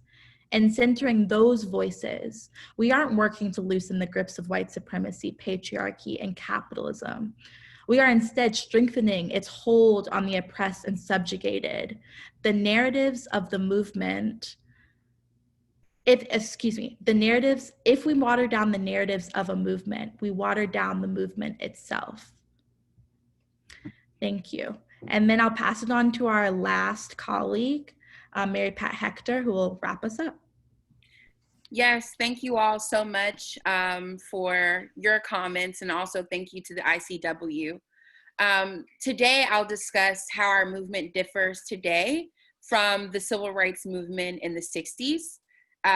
Briefly, Simone talked about intersectionality, and so we'll discuss how intersectionality has impacted our movement in the past versus today, and how there's no one central leader or organizational voice now in what we see as the resurgence of the civil rights movement. And I'll briefly talk about my experiences organizing in both Kentucky and Atlanta. So currently, intersectionality is playing a role in the modern civil rights movement. And historically, within our movements, our agenda has been Black, hetero, male-centered. Young people today are saying that Black lives can't matter unless we say that they all matter. During the 1960s civil rights movement, there were women that led the civil rights movement, names that we have never heard of until today. Names like Daisy Bates, who was a leader in the movement to end segregation in Arkansas, And Daisy Bates was a guide for the 9 students who integrated Little Rock Central High School in 1958. Ella Baker. Everyone knows how integral Dr. Martin Luther King was, and the fact that he was the face of the Southern Christian Leadership Conference. He was also seen as one of the most prominent African-American civil rights leaders of our time. But if it wasn't for the political savvy and long life activist Ella Baker, we would not have the the SCLC. And Dr. Martin Luther King would not have had that platform. Or even Amelia Boynton, who championed voting rights for African Americans. Many don't know her story, or the fact that she was brutally beaten for helping lead the 1965 Civil Rights March that we know now as Bloody Sunday. Amelia Boynton was also the first Black woman to run for Congress in the state of Alabama. Aside from just being Black women and often ignored, there was another community that was often ignored or overlooked during the Civil Rights Movement, and that community was the LGBTQIA community. Bayard Rustin was not only one of the closest advisors to Dr. Martin Luther King Jr., but he single-handedly organized the 1963 March on Washington and did not receive a platform or a voice within that movement because he was a gay Black man. Pauli Murray was an activist who struggled for racial and gender equality. Took place years within education before Brown versus the Board of Education. We don't know her story because she was an openly gay Black woman. Again, in prior movements, the Black agenda has been extremely monolithic. However, we see now that this is different. Now, when you go out to these protests, you see Black women leading these movements. Simone briefly talked about Patrisse Cullors and the Black queer women that founded Black Lives Matter. Black women are saying you cannot have a Black agenda without highlighting the issues of Black women. The modern agenda also clearly says that we can't forget about Black trans women and men who are killed at the hands of police as well. I also talked about how this differs from previous movements, seeing how we don't have a central voice or organization. During the 1960s movement, there was CORE, the NAACP, the SCLC, SNCC, the Nation of Islam, and the Black Panther Party. When it comes to leaders, there was something called the Big Six. And if you never heard of the Big Six, that's John Lewis, Whitney Young, Philip Randolph, Martin Luther King, James Farmer, and Roy Wilkins, as well as Malcolm X. Now, young people are saying we don't need to be a part of an organization to make a difference. As long as we're out here collectively and we're working and bringing awareness to these issues, then we can truly make a difference. Young people are often now more so turned off from structural leadership. They feel that all of this structural leadership or just focusing on one organization has actually caused a lot of harm to our movement in the past. And I thought that was very, very interesting. Dr. Lee highlighted allies. During these movements now, you're seeing more and more white allies, and also brands and corporations saying Black Lives Matter and funding millions and millions of dollars into this movement. Organizations like Amazon, Walmart, and the National Football League, who just months prior to our protest really upheld white supremacy within their organizations, and many would argue still do today. Coretta Scott King once said, "Struggle is a never-ending process. Freedom is never really won. You win it and earn it in every generation." And young people in communities like Louisville, Kentucky, the city of Atlanta, Minneapolis, and others are upholding that. And they are fighting for their freedom every single day. And they're also saying, we're not going to forget about Black women. We're not going to forget about trans people within our community who are dying at the hands of police. I want to thank you all so much for being with us today. We're going to go into a 2-minute break, and we're asking for you to drop your questions in the Q&A box. Thank you.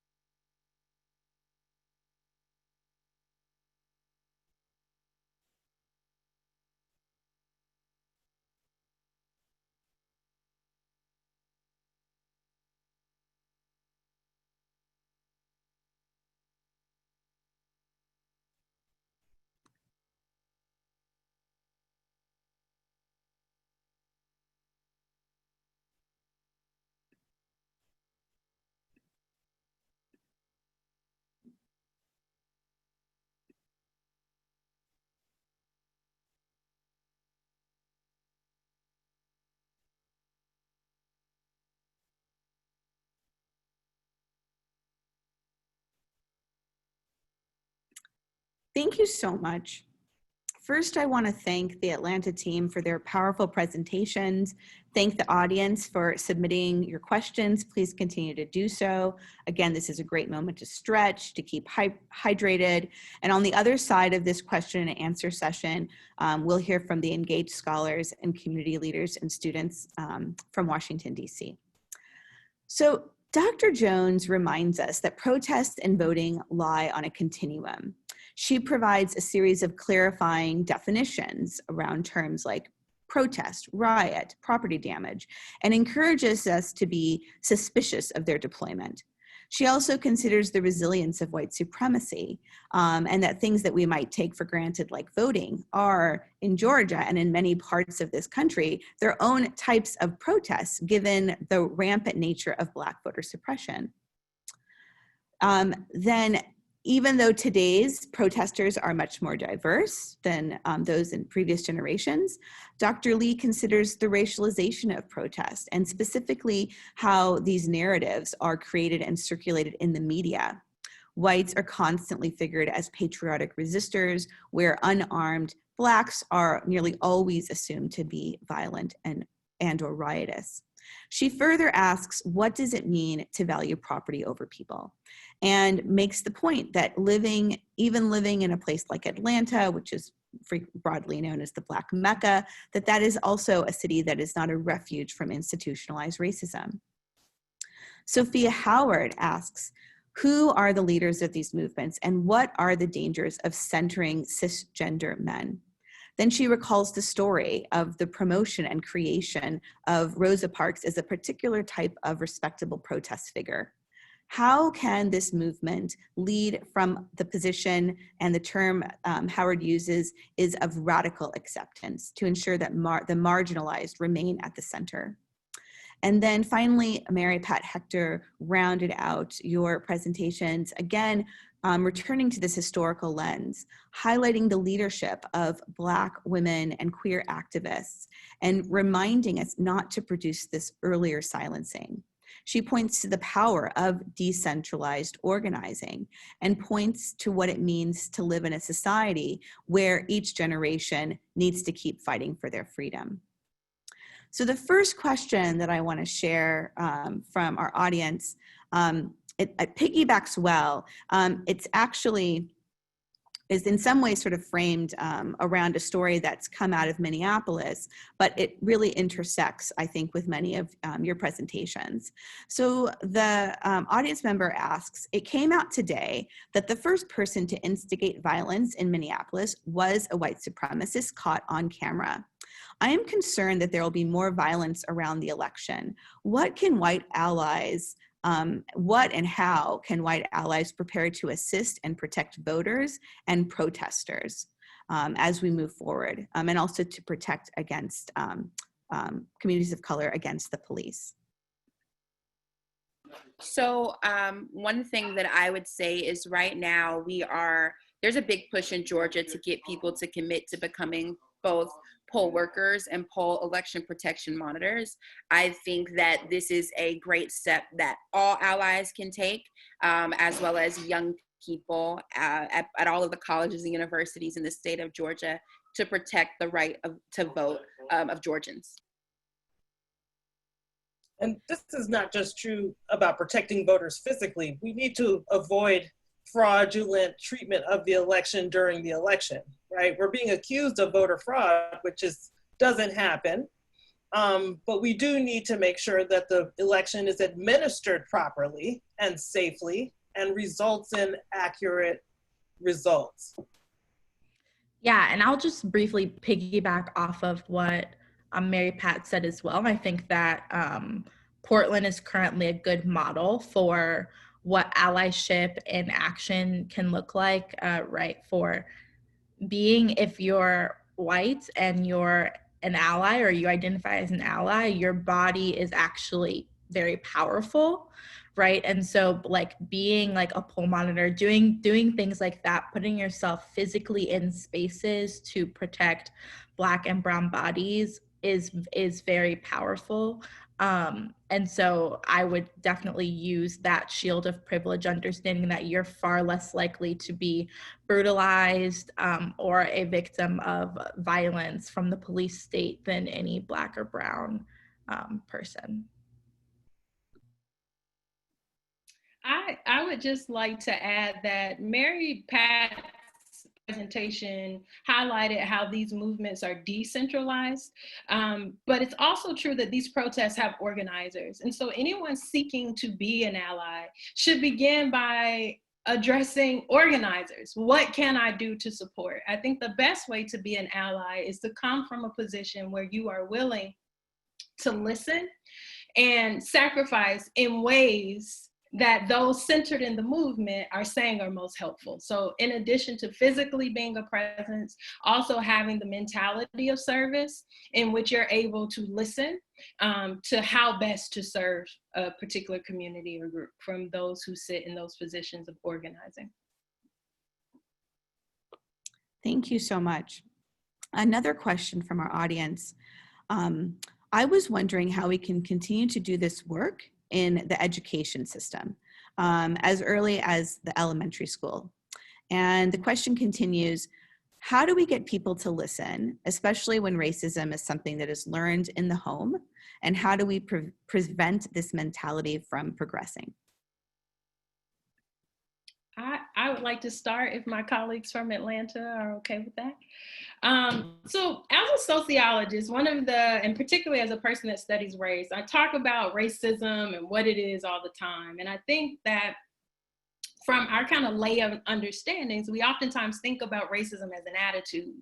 And what I challenge people to do is to think about racism as a system, as a structure, in which, as Dr. Jones talked about in her presentation, we see that certain groups are ranked in society relative to others, whether or not we're looking at income data or we're looking at residential segregation or gentrification. We can see a hierarchy in the data of who has health insurance, who's most likely to be unemployed. There's a ranking where we see that by and large, white groups are at the top and groups of color, particularly Blacks and Latinos, hang at the bottom. And so that structure in and of itself is racist. And we affirm that structure by these ideas and narratives that we tell about racism. What about Black on Black crime? When inherently crime is an intra-racial experience. People harm people that they live close to. So there's no such thing as Black on Black crime, but that's the story that we tell. And so when we think about how do we stop this? How do we address racism? I love the question about what do we do in terms of education? One of the ways in which that structure that I explained is reinforced is through the curriculum in schools. Both on a local and national level, we've seen textbooks taken to task for the ways in which they characterize slavery as Black immigrants, or that life on the plantation was happy. And granted, if we're talking about the institution of slavery in a first grade classroom, of course, there's a certain level of tact that we would have, but surely we wouldn't want to teach even a 5-year-old that slavery was about Black immigrants. And so I share that to say that how do we address this? One, we want to be real and think about the ways in which racism is far more than not liking another group because of their race. It's about the laws that disproportionately affect groups of color. It's about the residential patterns that both Minneapolis talked about and Dr. Jones talked about. And so when you think about how do we address this problem, beyond changing hearts and minds, we have to change laws, we have to change practices that reinforce the differentiation or this hierarchy of different racial groups. I also think that the education system, just not the curriculum, but also talking about the system, right? And everything from, looking at public schools, looking at white flight schools, examining the ways in which communities have bussed white students out of certain schools and spaces, and other schools have been created, and defunding. And also, in this season of Corona, being very careful and monitoring the way that education is changed currently, and I think that you have to, I think the question is a very big question, but I think that lots of people don't actually know how the education system works, and that it's a political system, and that, you know, these schools and whatnot are making money and all of these types of things. So we have to be very critical when we're thinking, oh, well, you know, I'm sending my kid to this school and they're, you know, every one of their classmates except for 3 of them are white, right? So this is, it has to be a thing that each family addresses. I'm choosing to send my white child to a school where everybody looks like them, right? So I think that that's also something we have to continue to investigate and interrogate. I'd just like to add that essentially based upon what the Minneapolis team was talking about passing on information, right? Passing information from this group of youth movement to the next and to the next. I think we need to pay some attention to that, because some of our learning might not come from our elementary school education in our formal school, but if we can get people to be in discussion outside of institutions. You know, I'm talking about moving protest agenda to elections, and that's fantastic, but that can't stand alone, right? Here we are back in 2020 having social movement against police brutality when we've already changed the law. So I mean, it's a consistent cultural training that I think has to happen outside of some of our major institutions and outside of what we expect from our laws.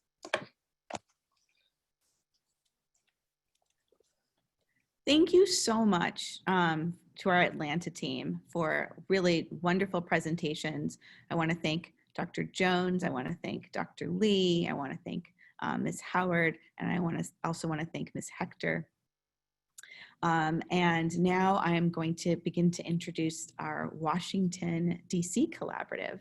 Last but definitely not least, I want to also remind you that we are again collecting your questions on Zoom and on YouTube throughout their presentation.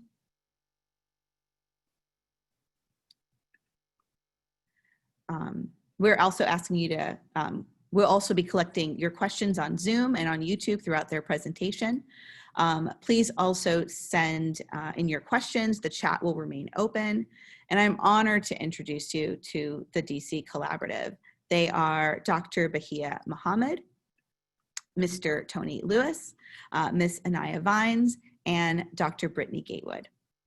Dr. Muhammad is Associate Professor of Criminology in the Department of Sociology and Criminology at Howard University.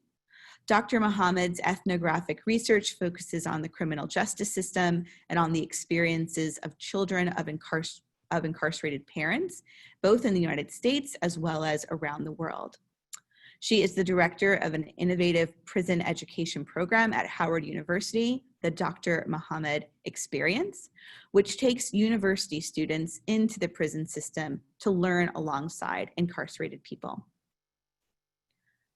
Tony Lewis is a change agent, an author, an activist, a re-entry expert, and champion for children with incarcerated parents.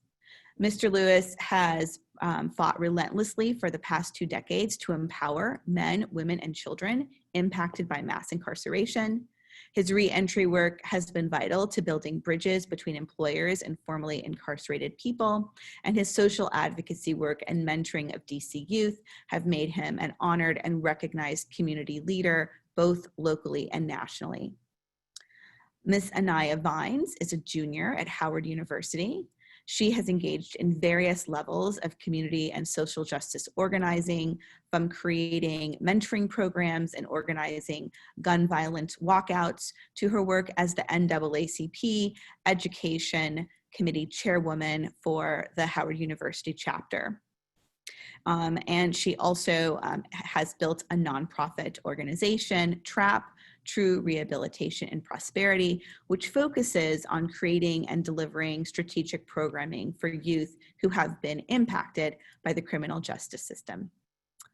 I'd also like to introduce Dr. Brittany Gates, who holds a postdoctoral position at Albany State University and is an adjunct at George Washington University and also Prince George's Community College. Dr. Gatewood identifies as a Black queer woman scholar activist. Her research focuses on social movements within carceral institutions and the political practices and resistance of Black women and children. Thank you so much, Washington, D.C., and I'm happy to turn this over to Dr. Mohammed.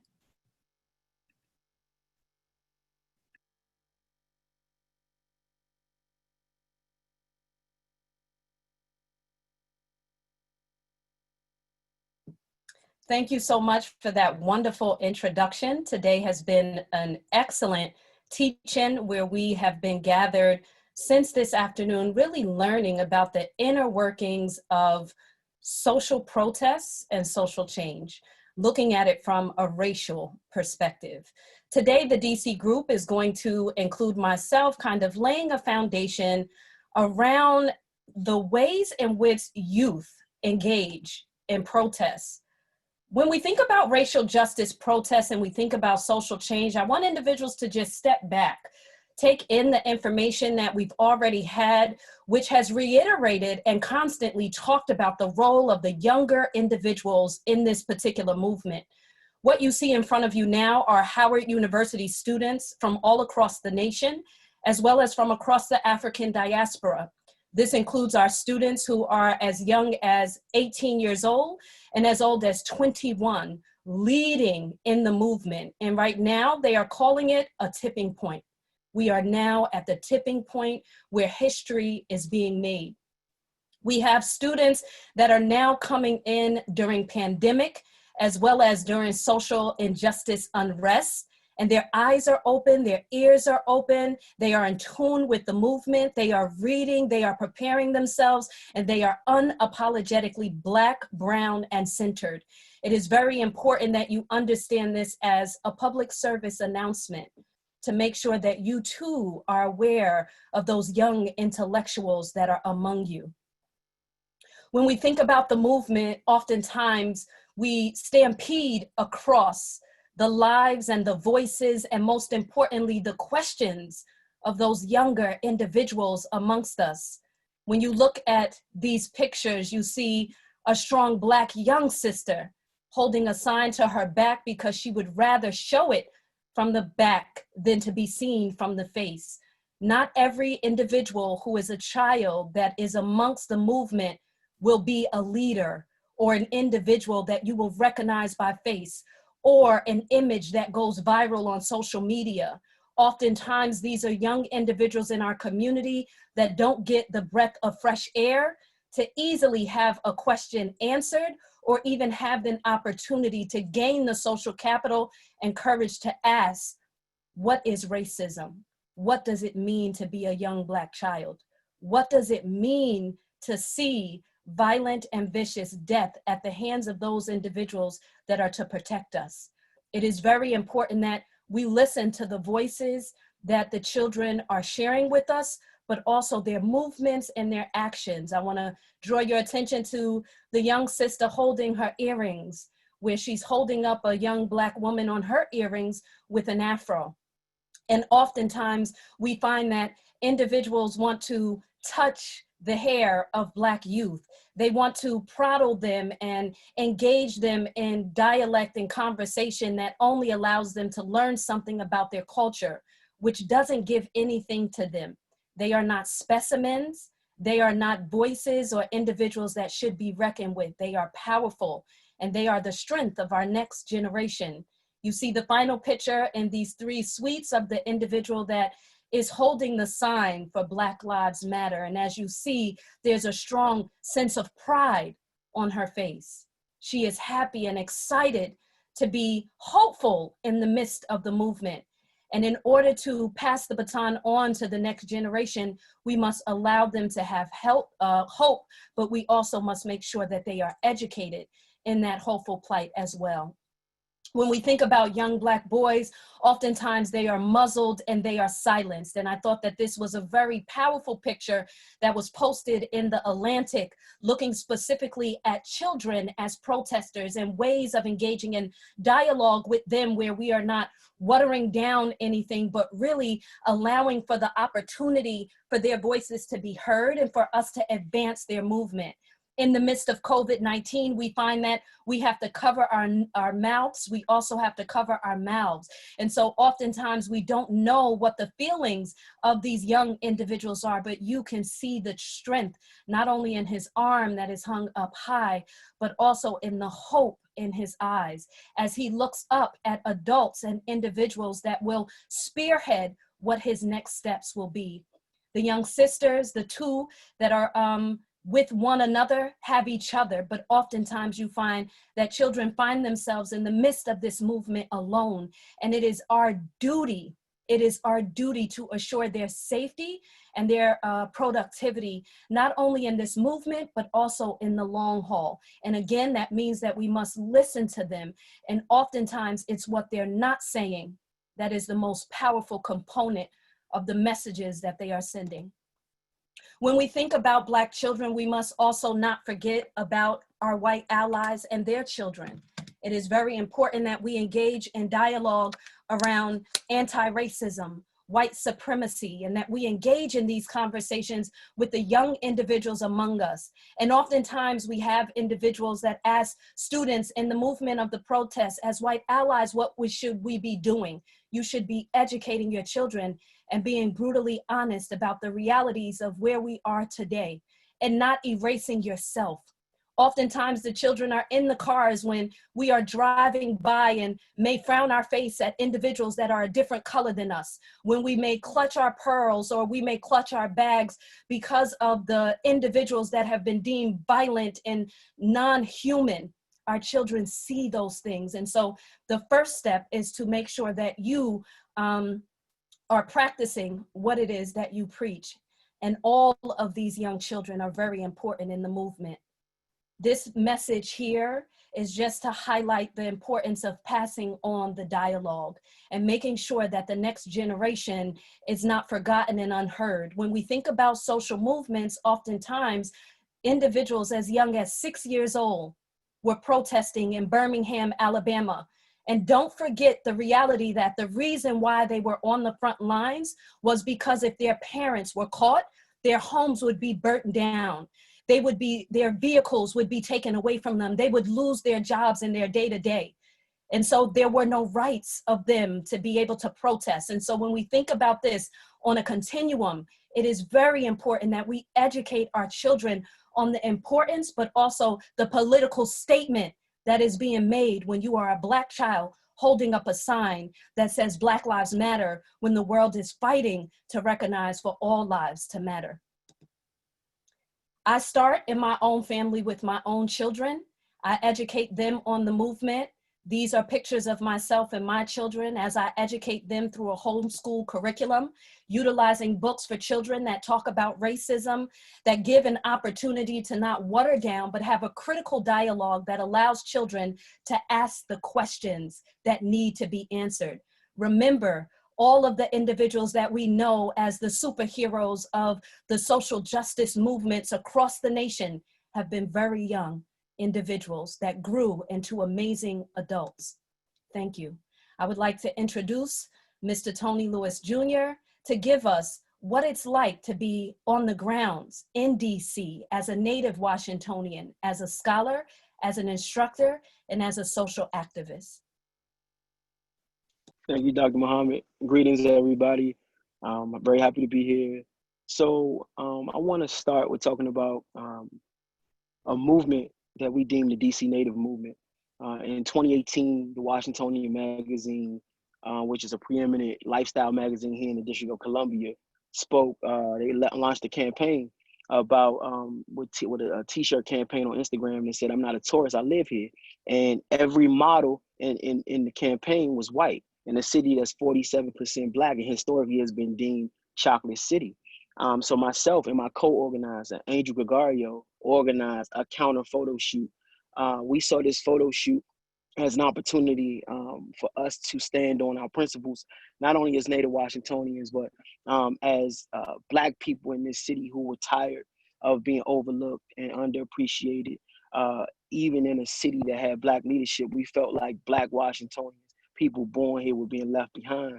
We live in a city where, again, we had the highest gentrification in the city. I mean, I'm sorry, in the country. And at that time, you know, Black Washingtonians represented a large amount of us were, you know, living below the poverty line. Obviously, we had some of the highest incarceration rates, some of the highest murder rates in the country. And so with that, this was an opportunity for us to resist and really to shine a light on DC and say DC was continuing to sort of manifest white supremacy, even in a sense where people don't know it. Institutional racism was alive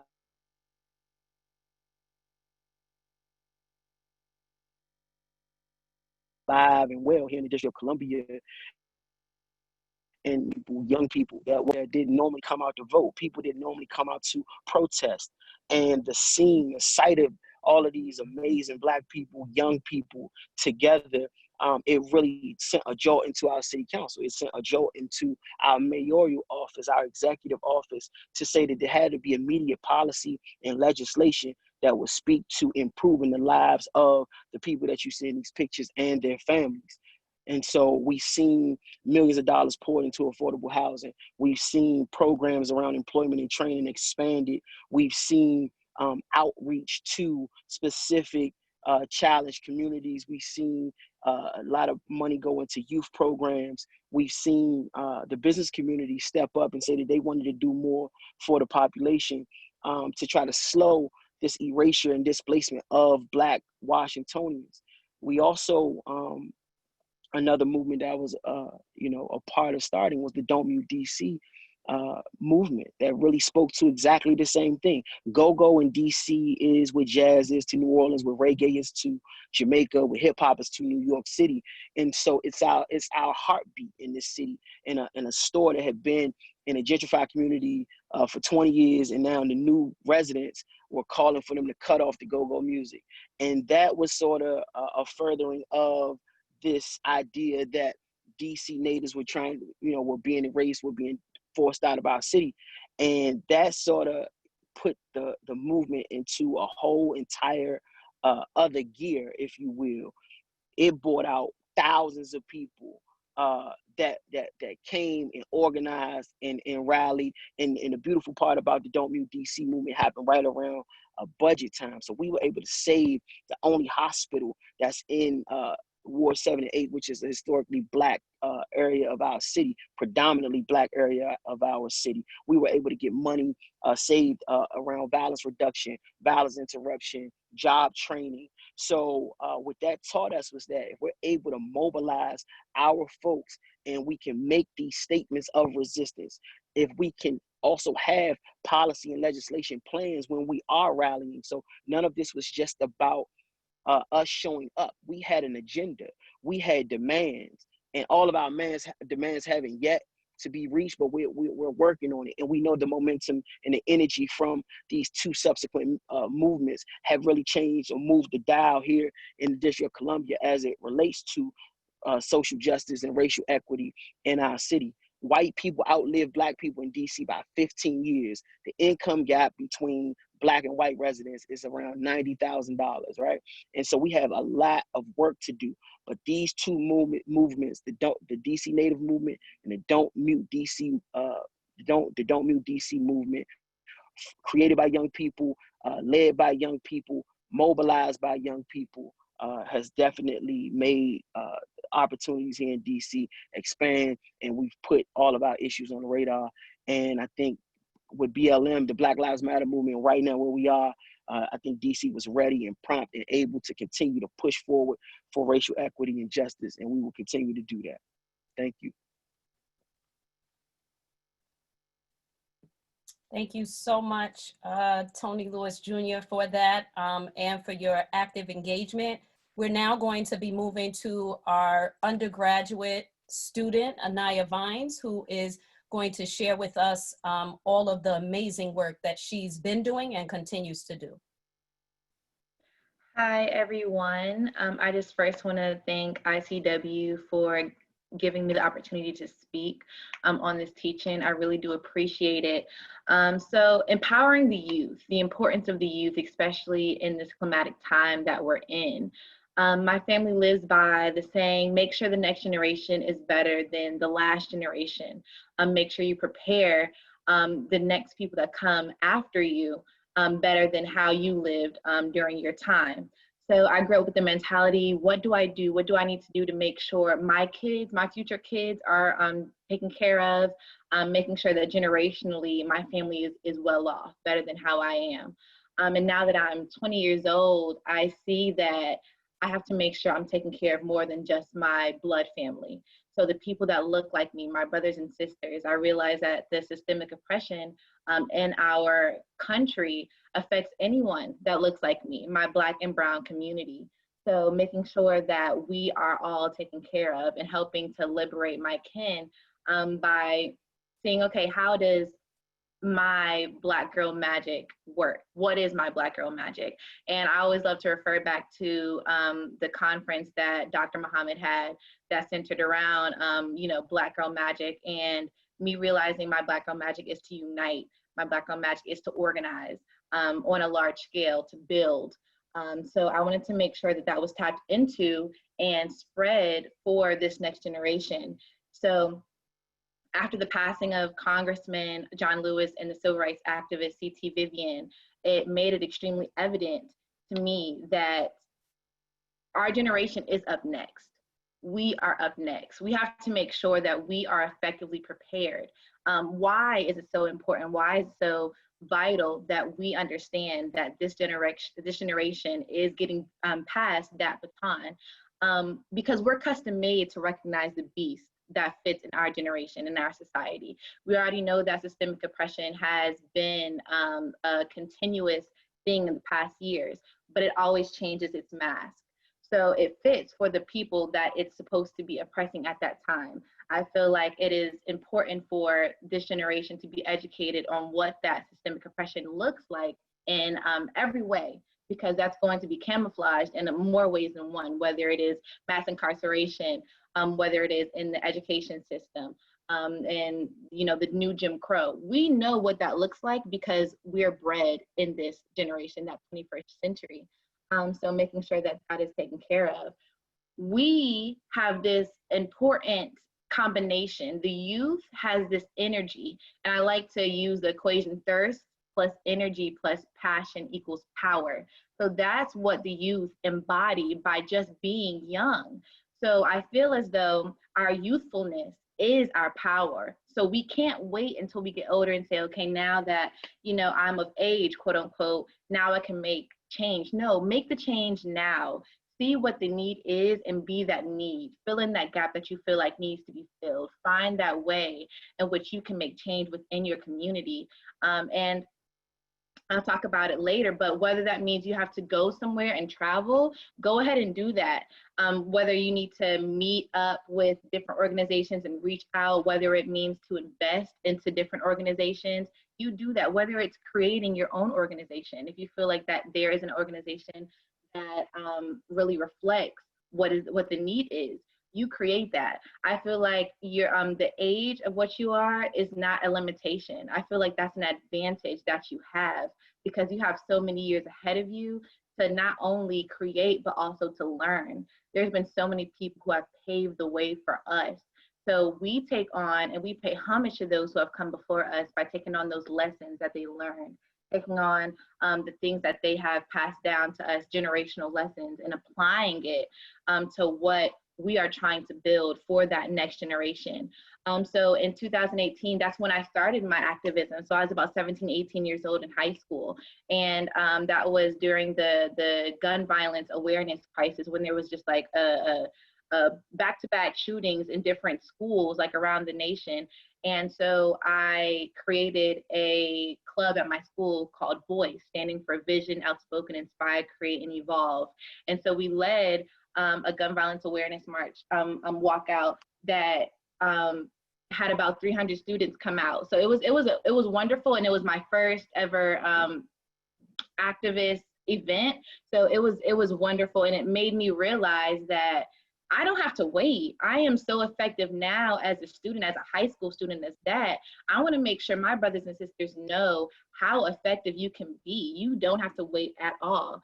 So throughout my school career, I also realized that there's a lot of work that goes into both activism, but also goes into education. There's a fine balance that has to be found when you take on this responsibility of being an activist and putting your work in. If you're also in school, there's a responsibility that you have to make sure that that is executed just as well. So Howard, of course, we know that it is one of the top HBCUs recognized, but it's not hard to get into that school. So I had to make sure that graduating, that my GPA was taken care of. I had to make sure that I had all my ducks in a row. My weighted GPA was about 4.2. I made sure that my SATs was above 1200. I made sure that I knew what I had to do in the community, but also I knew what I had to do with the textbooks. So I also led a Juneteenth march in Atlanta that resulted in a couple thousand people as well. And I realized, okay, now this is something that is going to blow up. This is something that has to be lived on. And I created the Live movement. So it's a combination and unification of HBCUs and NAACP chapters to really come together as one. And we're living for those who have died. So it's centered around the youth coming to the forefront of everything that's going on and saying, okay, we have to recognize that this is passed on to us. We must continue. So it's the embodiment of Black education and making sure that people know that HBCUs are just as valued as PWIs. HBCUs are just as valid as PWIs. The Black knowledge that we are taught on a day-to-day basis gives us an advantage, I feel personally, with anyone else, because we have a power that's taught to us and passed down to us. And now we have that responsibility to regurgitate that to our community and to other people that might not look like me. So there's an upcoming march that I'm planning right now in DC, March of the Generations. So now that I have a team together, I have different students of Howard working with me to create this HBCU March of the Generations. This is to show the community that this fight is continuous. It must have the youth and create a platform for the youth to speak their minds and to make effective change. And Mr. Tony Lewis, since I'm gonna be in DC, I'll be looking to be reaching out to you and connecting with you. I'm being your city and you're older, so you have learned things that I might not know. So you can provide guidance to me and my team that I might not have. So the Live movement is carrying on that baton, but also getting guidance from those who have been doing work for years, day in and day out. This is a movement for the youth to say, okay, the cameras are down, the hashtags have been slowing down, the streets have been cleared, it's time to put in the real work. Who is with me? And so that is also inclusive to people who don't look like me. So for instance, Mackenzie Scott just donated $40 million, $40 million, which is the most anyone has ever invested in Howard University in its 153 years of existence. So if you do not look like me, then find a way to support the Black and Brown community, especially with Black education. So that means investing. That means being out there with us on the front lines in the valleys, making sure that you're saying, what can I do? So even though you might not experience what we go through on a day-to-day basis, see where you can fit in, because it's more than just posting a Black screen. And make sure that whenever you have a way to be invested and be on our side, be on our side. You know, you might walk the walk, but you also have to remember to talk that talk. So you guys have already seen the flyer for that march. And if you want to follow _the Live movement for our future events coming up, please do so. And you can follow me as well at Smiling Emoji on Instagram. We also have a Twitter. But yes, I want to charge the next generation with the question, what do we do now? What do we do now? This is the most important thing that we need to understand and need to start that conversation, because once that is created, we know that we're moving as a unit. We are one, we are family, and we have to make sure that we empower one another going forward as the next generation. Thank you. Wow, so powerful, Anaya Vines. Thank you so much for sharing that. We're going to move directly into our closer, Dr. Brittany Gatewood. Thank you so much for agreeing to participate this second time around, and I'm looking forward to hearing your presentation. Take us away. Well, thank you. And I also want to shout out the hair, you know, try to represent. But in my presentation, this is very much specifically geared towards, you know, students, youth, and also white allies, because both are important in this movement. And so these pictures that I'm showing here, and once all these pictures I've taken, because I've been going to protests for a very long time, but these pictures were actually from 2015, but they look very similar to the pictures today. So the reason I showed this in Minneapolis, other people have described, like this movement has been occurring for years. So this isn't just something that just happened, right? It just did with the killing of this new group of people that we put a lot of attention to, but this has been occurring for years. And this is not a new movement, it's just a new period of time. And with Dr. Rose, she was talking about because of the change in the social, political, and economic context of today, this is why things look a little bit different. But next. So I want to also show what's been going on in DC. And so these are pictures of what has actually been going on the ground in DC now. And so these, you see the Army, there's the National Guard and police throughout the city. And the second picture is where the Black Lives Matter street that people have seen pictures on is located. And on this day specifically, there were multiple protests happening that all ended up in the same area. And with the rest of the speakers, you know, these protests have been going on all over the nation. And you see in this picture, the White House is at the end. So you have thousands of people going to the White House to protest, you know, what's been going on. And also at the same time, you have blockades that are happening. So people can't get close to even, you know, public institution. They can't get, the National Guard was on, you have horses and SWAT teams so that you can't get close to a certain area, even though, you know, and we even seen that places were getting cleared out by tear gas, you know, even though we're using our First Amendment rights. So next. But I also want to talk about why people join movements. So one thing I do teach is social movements. And so I want to explain like a little bit why people join movements. So first reason is like something resonates with them. And especially with Black Lives Matter movement or the movement for Black Lives, a lot of people in the Black community have had experiences with the criminal justice system, with police brutality. So it is something that they are faced with often. And now it's just now getting to the mainstream, right? People are now taking a look at, oh, this is really happening, when it's been happening, you know, since the beginning of this country, this state-sanctioned violence against Black bodies. But another reason people join movements is because a system loses legitimacy. And so we become, our subjective attachment to something, the system that we have, it loses what its legitimacy and respect is. So now you see the criminal justice system, now you see police, they're losing some legitimacy in people's minds. And so people are joining movements because they're seeing there's gaps between what they thought our system is and what it's actually doing, and it also resonates with them. Either they experience it or they see someone else experience it. But I also want to have a warning on performative allyship. So this is people, and you all seen a couple weeks ago, that's posted, you know, Black square on social media, on Instagram, and talk about, oh, Black Lives Matter, but then a week later, you're, you know, saying the N-word, you're cussing someone out, you're doing all this other stuff. So people are joining these movements, but they're not really about that life, essentially, right? They, you know, it seems like something's cool to do, right? They, you know, they flip the script later, but it's something hip to do now. And you see these things, especially with companies, we're gonna do statements about Black lives.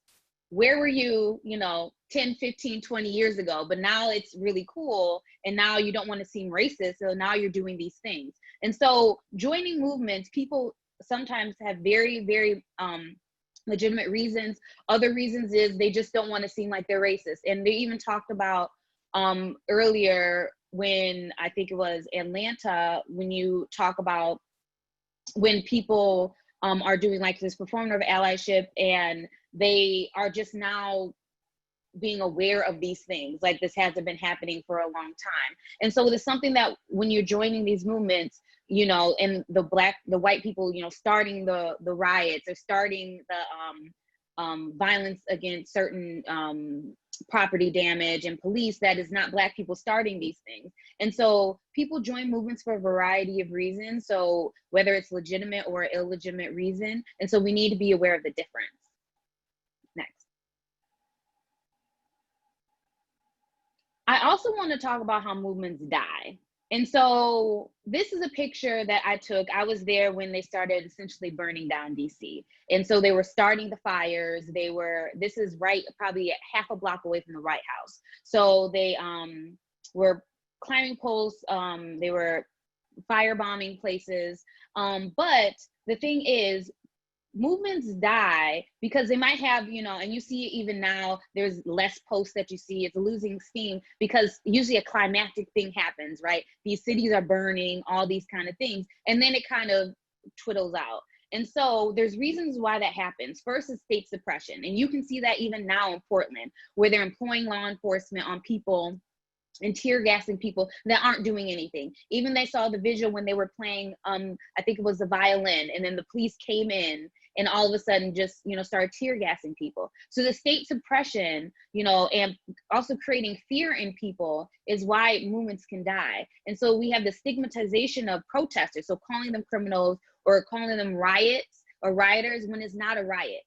It's an uprising. So even the language that we're using, right, is a negative connotation. We should call anytime there's a celebration for the Stanley Cup and all that kind of stuff riots too, but we don't call it that, right? So this is an uprising when people are resisting something that has happened. And so what happens is you stigmatize these protesters, you start talking about that they are criminals, but you also try to threaten them or intimidate them or bodily harm. And we also see with movements, and sometimes you gain some wins, right? So the laws are being passed for accountability, you have some defunding, but this is not the end. And so I really wanted to drive home, but why movements die is because you see this kind of decreasing in the attention towards Black Lives Matter and the movement for Black lives. It's because of these things, and we're winning a little bit, but we need to keep up this movement. So sustainability of the movement, because as people have said multiple times, this isn't the first time this has happened. And so next. So some things that we need to do is take care of each other. So these are pictures that I took. And this is when people were being pepper sprayed. And so there's people there that were medics, they were bringing supplies, they were helping people that were being pepper sprayed. And it was a concern that everyone was okay. There was also protecting of vulnerable populations where people weren't able-bodied, might have some sort of disability that hindered them from doing something. Someone jumped in and like, I will help you. And so this concern that everyone's okay, this communal effect that happens at these protests, people don't want to talk about it, right? So the community-oriented goals and the local organizations are what make movement thrive. And they talked about earlier mutual aid, right? So helping each other, these networks that happen that are outside of the government. And so this has helped sustain the movement because we are helping each other out, we're creating community. But another thing that also needs to happen is we need to keep pressure on the government and policymakers, because once we get these little wins, people usually, piddle out, or they decide that they don't want to be a part of it anymore because they got something. So we need to keep the pressure on the government and policymakers. And also white allies need to keep this same energy that they're having and bring more people on to our side. We live in a white supremacist society. Therefore, many times it's only a white person that people actually start to hear what's actually being said. So even at the protests, they were chanting, white people get to the front, because that's when the SWAT team was coming towards us and the white people got up and went to the front. That's what you're supposed to do. You are putting your body between us and the police, us and people that will harm us, because they're less likely, to harm you than they would or to me. So when we talk about white allies, this energy needs to be kept up so that we can continue to thrive within this movement and gain more wins. Next.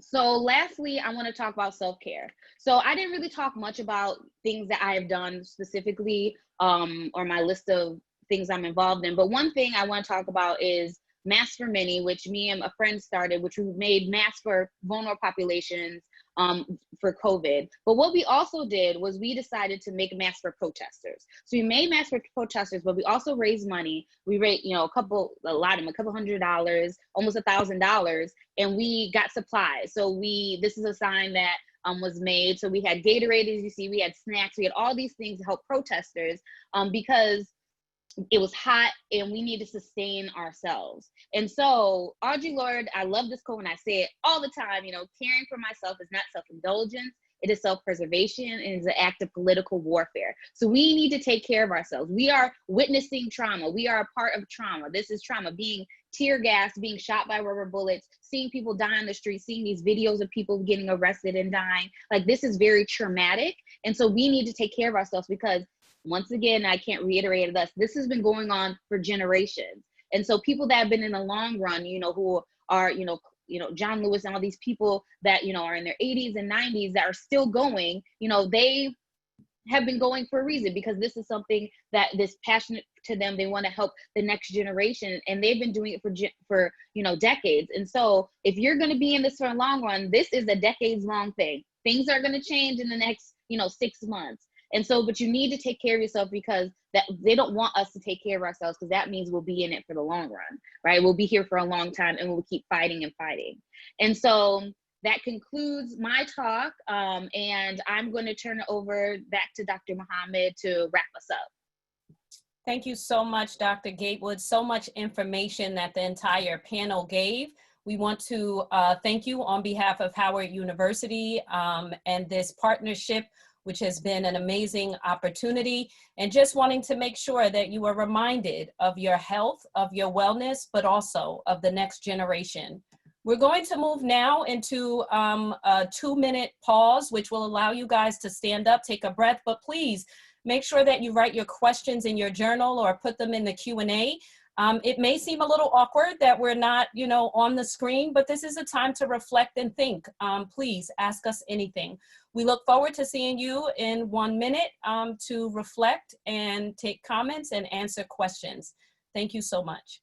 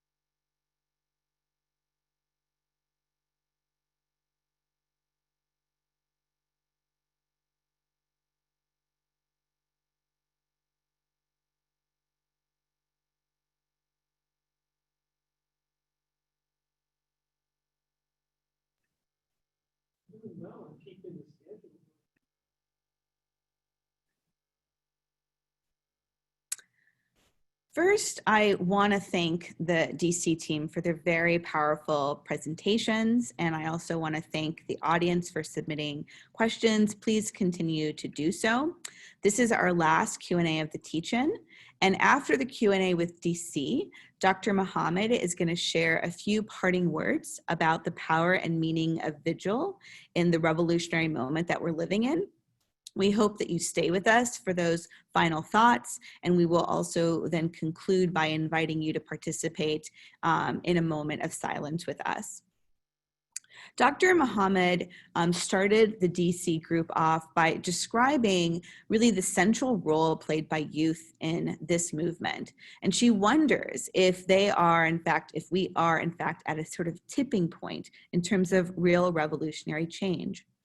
She asks, what does it mean to be a child in this moment? How do we see, hear, and listen to Black children at this moment, seeing them as powerful, not as objects or objectified? How do we not just react, but create spaces in our homes, in our communities, to really hear from children who are living through this moment with us and who are also on the front lines of these struggles? Tony Lewis described the DC Native movement and efforts to erase African Americans from the city. And he talked at length about what was really required to make African Americans more visible in a city that many called Chocolate City. He described the broad efforts to improve the lives of Black DC residents, and specifically the range of government responses when met by an African American community that was demanding to not be silenced and to not be erased, and also the ways in which much of that community organizing was mobilized by Black youth. Anaya Vines focused on youth empowerment and how we raise up the next generation. She discussed her Black girl magic and also how to help all youth find their magic, their energy, their power.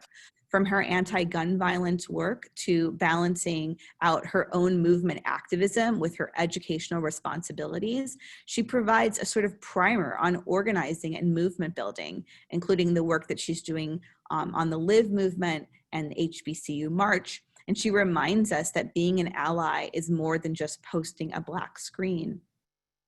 Dr. Brittany Gates then rounded out the DC presentation, reminding us that this movement is not new, and then really helping to center DC in this story and helping us to better understand how and why people come to this work. She explains, as systems lose their legitimacy, social movements are moments when the population, when citizens are attempting to sort of bridge that gap between the realities of the inequitable systems they're living in and the ideals of the type of world they'd like to live in. She also reminds us that movement membership is quite complicated. Movements can, on the one hand, be also challenged by state repression. Movements can also be challenged by their own successes. Dr. Gatewood also asks, how do we sustain this movement? Through care, through mutual aid, through community building? How do we continue to maintain pressure on elected officials? And how do we continue to maintain and promote real and not performative white allyship? So the question I'd like to start with for your group is, what do we need to do after November? If there is a new administration that is elected, do you think that the protest will continue to keep pressure on and hold elected officials accountable?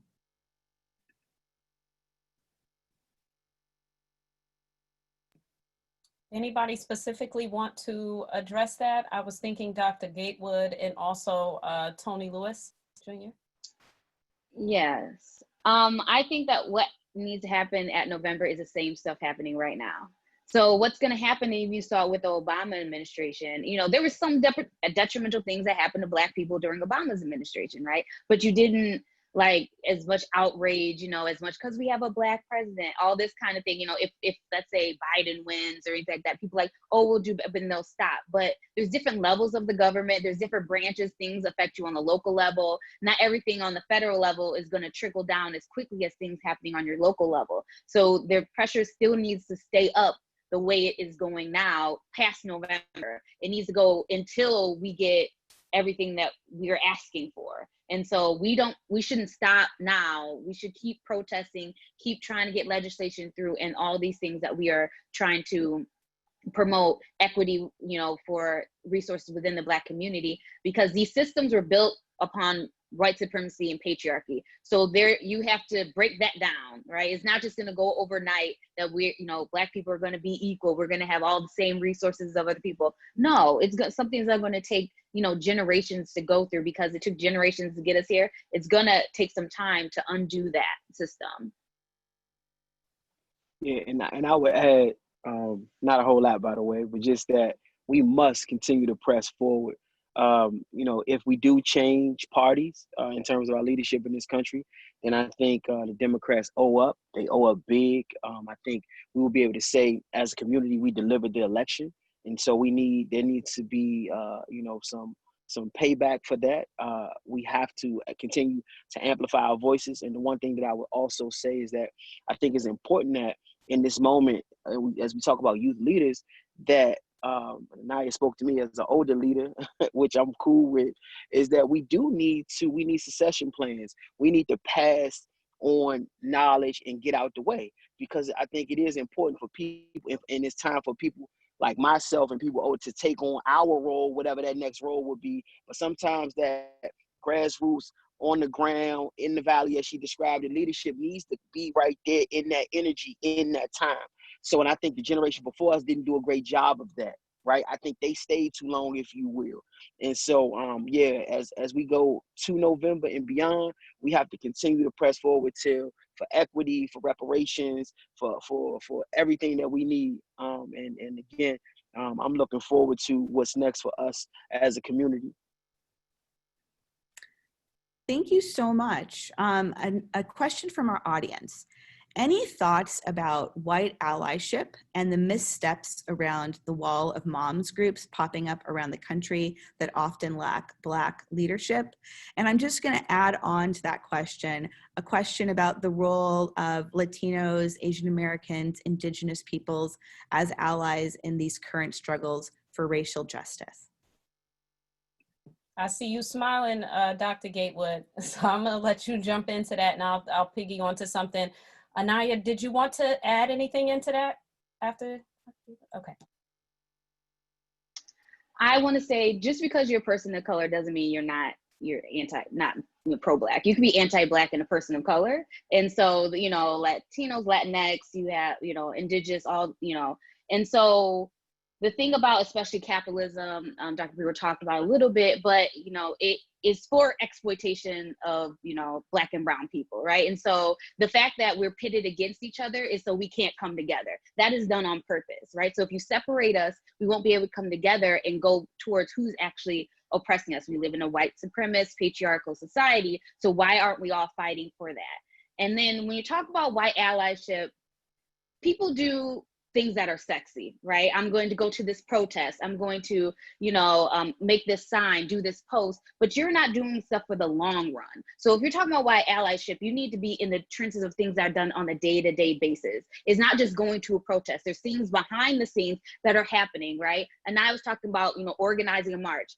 You can help organize, right? There's flyers that need to be passed out, educating other white people, right? And reading books, and also, especially with the money that I was talking about that was given to HBCUs, it's just given. I highly doubt, and I don't know for sure, that, it's they're working with the day-to-day. It's here's the money, do with it, what we kind of see fit to make this equal, instead of like, okay, are you going to work with us? What things do we need to put in place and make this more of an approach where it helps build fundamental things that's going to help in the long run, not just here's money and that's it. And that's what a lot of here's this and I'm backing away because I did what I was supposed to do. I gave you money. Or now, I don't know if anyone else has happened to, now white people give me stuff like, oh, do you want water? You want this? I'm good. Like, where were you 5 years ago? So just the fact of talking about just not doing the sexy kind of stuff, and also getting in the grassroots and organizing and doing those things from the ground is very important for longevity of this movement. And I would just add to that to say that, specifically for the mom group, it is unacceptable. It is unacceptable to do the work without Black women, without the leadership of Black women.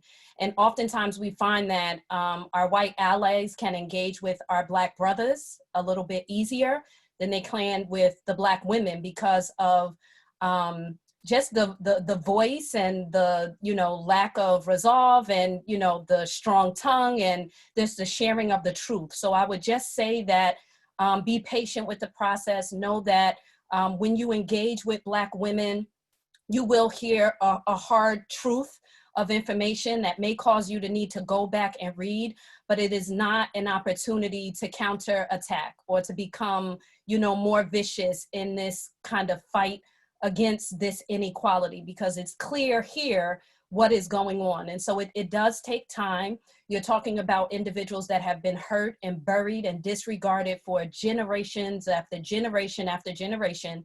And oftentimes an individual's naiveness or inability to see their privilege may not be coddled. You know, oftentimes individuals don't dummy themselves down or engage in a dialogue in a way that feels good for you. Just know that if you are engaging in a dialogue and it doesn't feel good, you can go back, you can do your research, you can re-engage in different conversations, you can go, there's gonna be a strategy in the same way that it's a long-term for those individuals on the front line. In order to gain the respect from Black women, it is going to take time, and it's going to take a true commitment. And for those of you that are true to this game and are really out there to be on the front lines and really be for this movement, you'll still be there during the time, and it will allow for an opportunity to work together. So I would just say hang in there and reach out to Black sisters, because you can't do the work by yourself. It doesn't even look right anymore. Just to kind of end it, I would kind of piggyback off of what Brittany said. Fighting for racial justice is not a trend. This is something that is not, like she said, it's not new. I will give respect to people who are doing the work. I don't want people, I'm not going to give respect for people who aren't, you know, doing what they've been saying or claiming they've been saying, or taking photos in the middle of a march and then leaving and only going there for a photo op to post on Instagram. And that's also directed to my generation as well. We need to find the power that we have as youth and use that power consistently until we actually see change. And I would even say to the mothers, what are you teaching to your children? So, you know, things that you are claiming you support, with the questions that your children might be asking you, how are you answering those? Are you teaching them things that they need to know so that when they go into society, they actually know what they're walking into?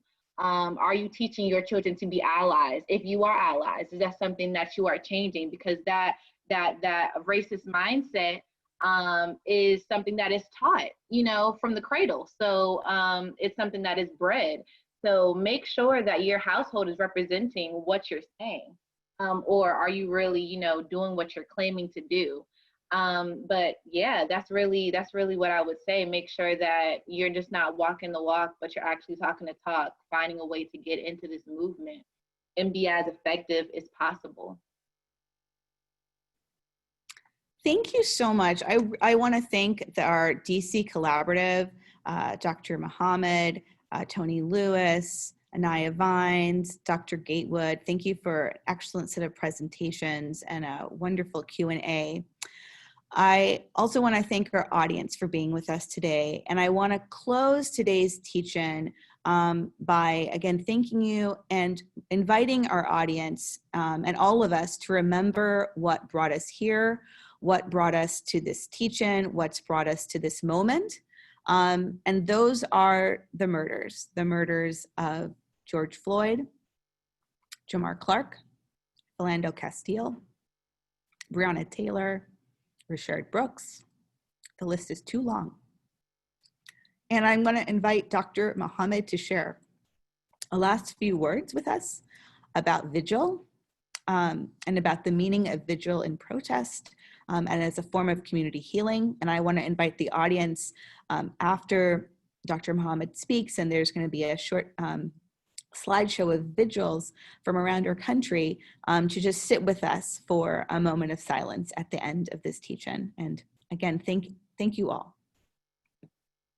Thank you all for your participation. I am honored to lead the dialogue around vigils, and I've spent the last few weeks just reading about all of the different vigils across the nation and also around the world. And oftentimes, when we think about vigils, we think about religious components, and oftentimes we feel that we understand it, right? We feel that we have some sense of an understanding of what it means.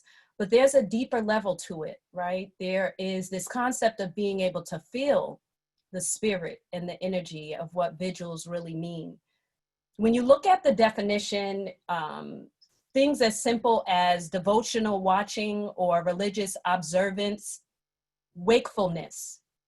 Oftentimes the vigils happen during a time of night when individuals are sleeping, and it's built on this concept that there is something so wrong in our world and in our lives that we can't sleep, that we must remain up, we must remain in thought, we must remain focused, and therefore a vigil is a message.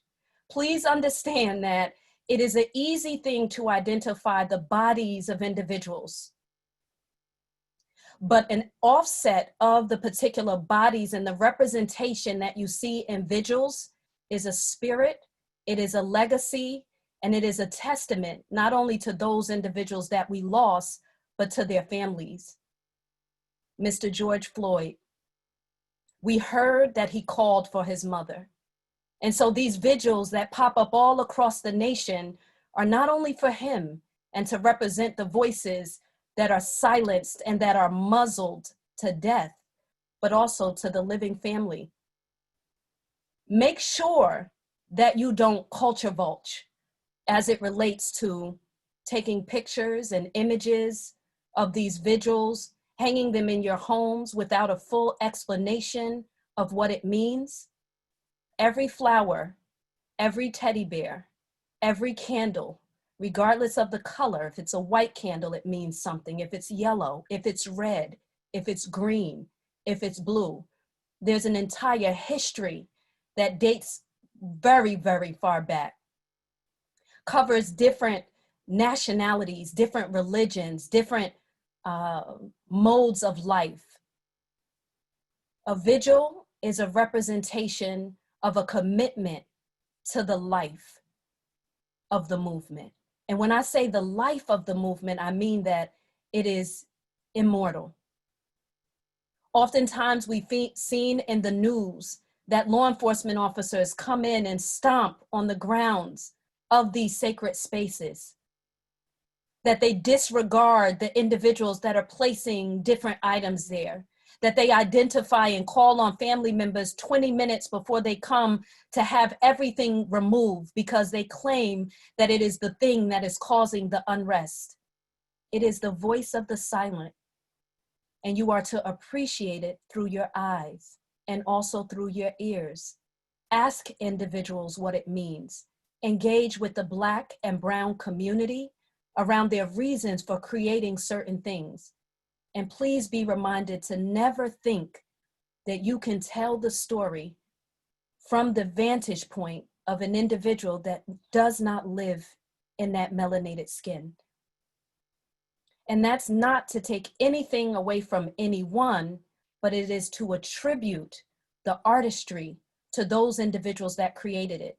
I want to make sure that all of you log on to the website for the particular teach-ins and make sure that you stay tuned to hear from other artists in the near future from this particular group that talk about the stories behind what was created. And again, as you see this vigil play itself out in front of you, look at what it's saying to you, just in the imagery, in the colors, and also through the pain. When individuals place thousands of candles in an area, that is what we call unity. And if you look at our bodies and say that we are just flesh and blood and we can be disposed of, we will leave beautiful images to remind you of our sacredness, of our beauty, and most importantly, of our humanity. Please join us in viewing this vigil from across the nation, but also please join us in a moment of silence. Thank you so much for listening to us. And this is just a chip and just a start of a long history of work that will need to continue to happen, not only among these groups, but among our families, in our households, and with our children. Thank you.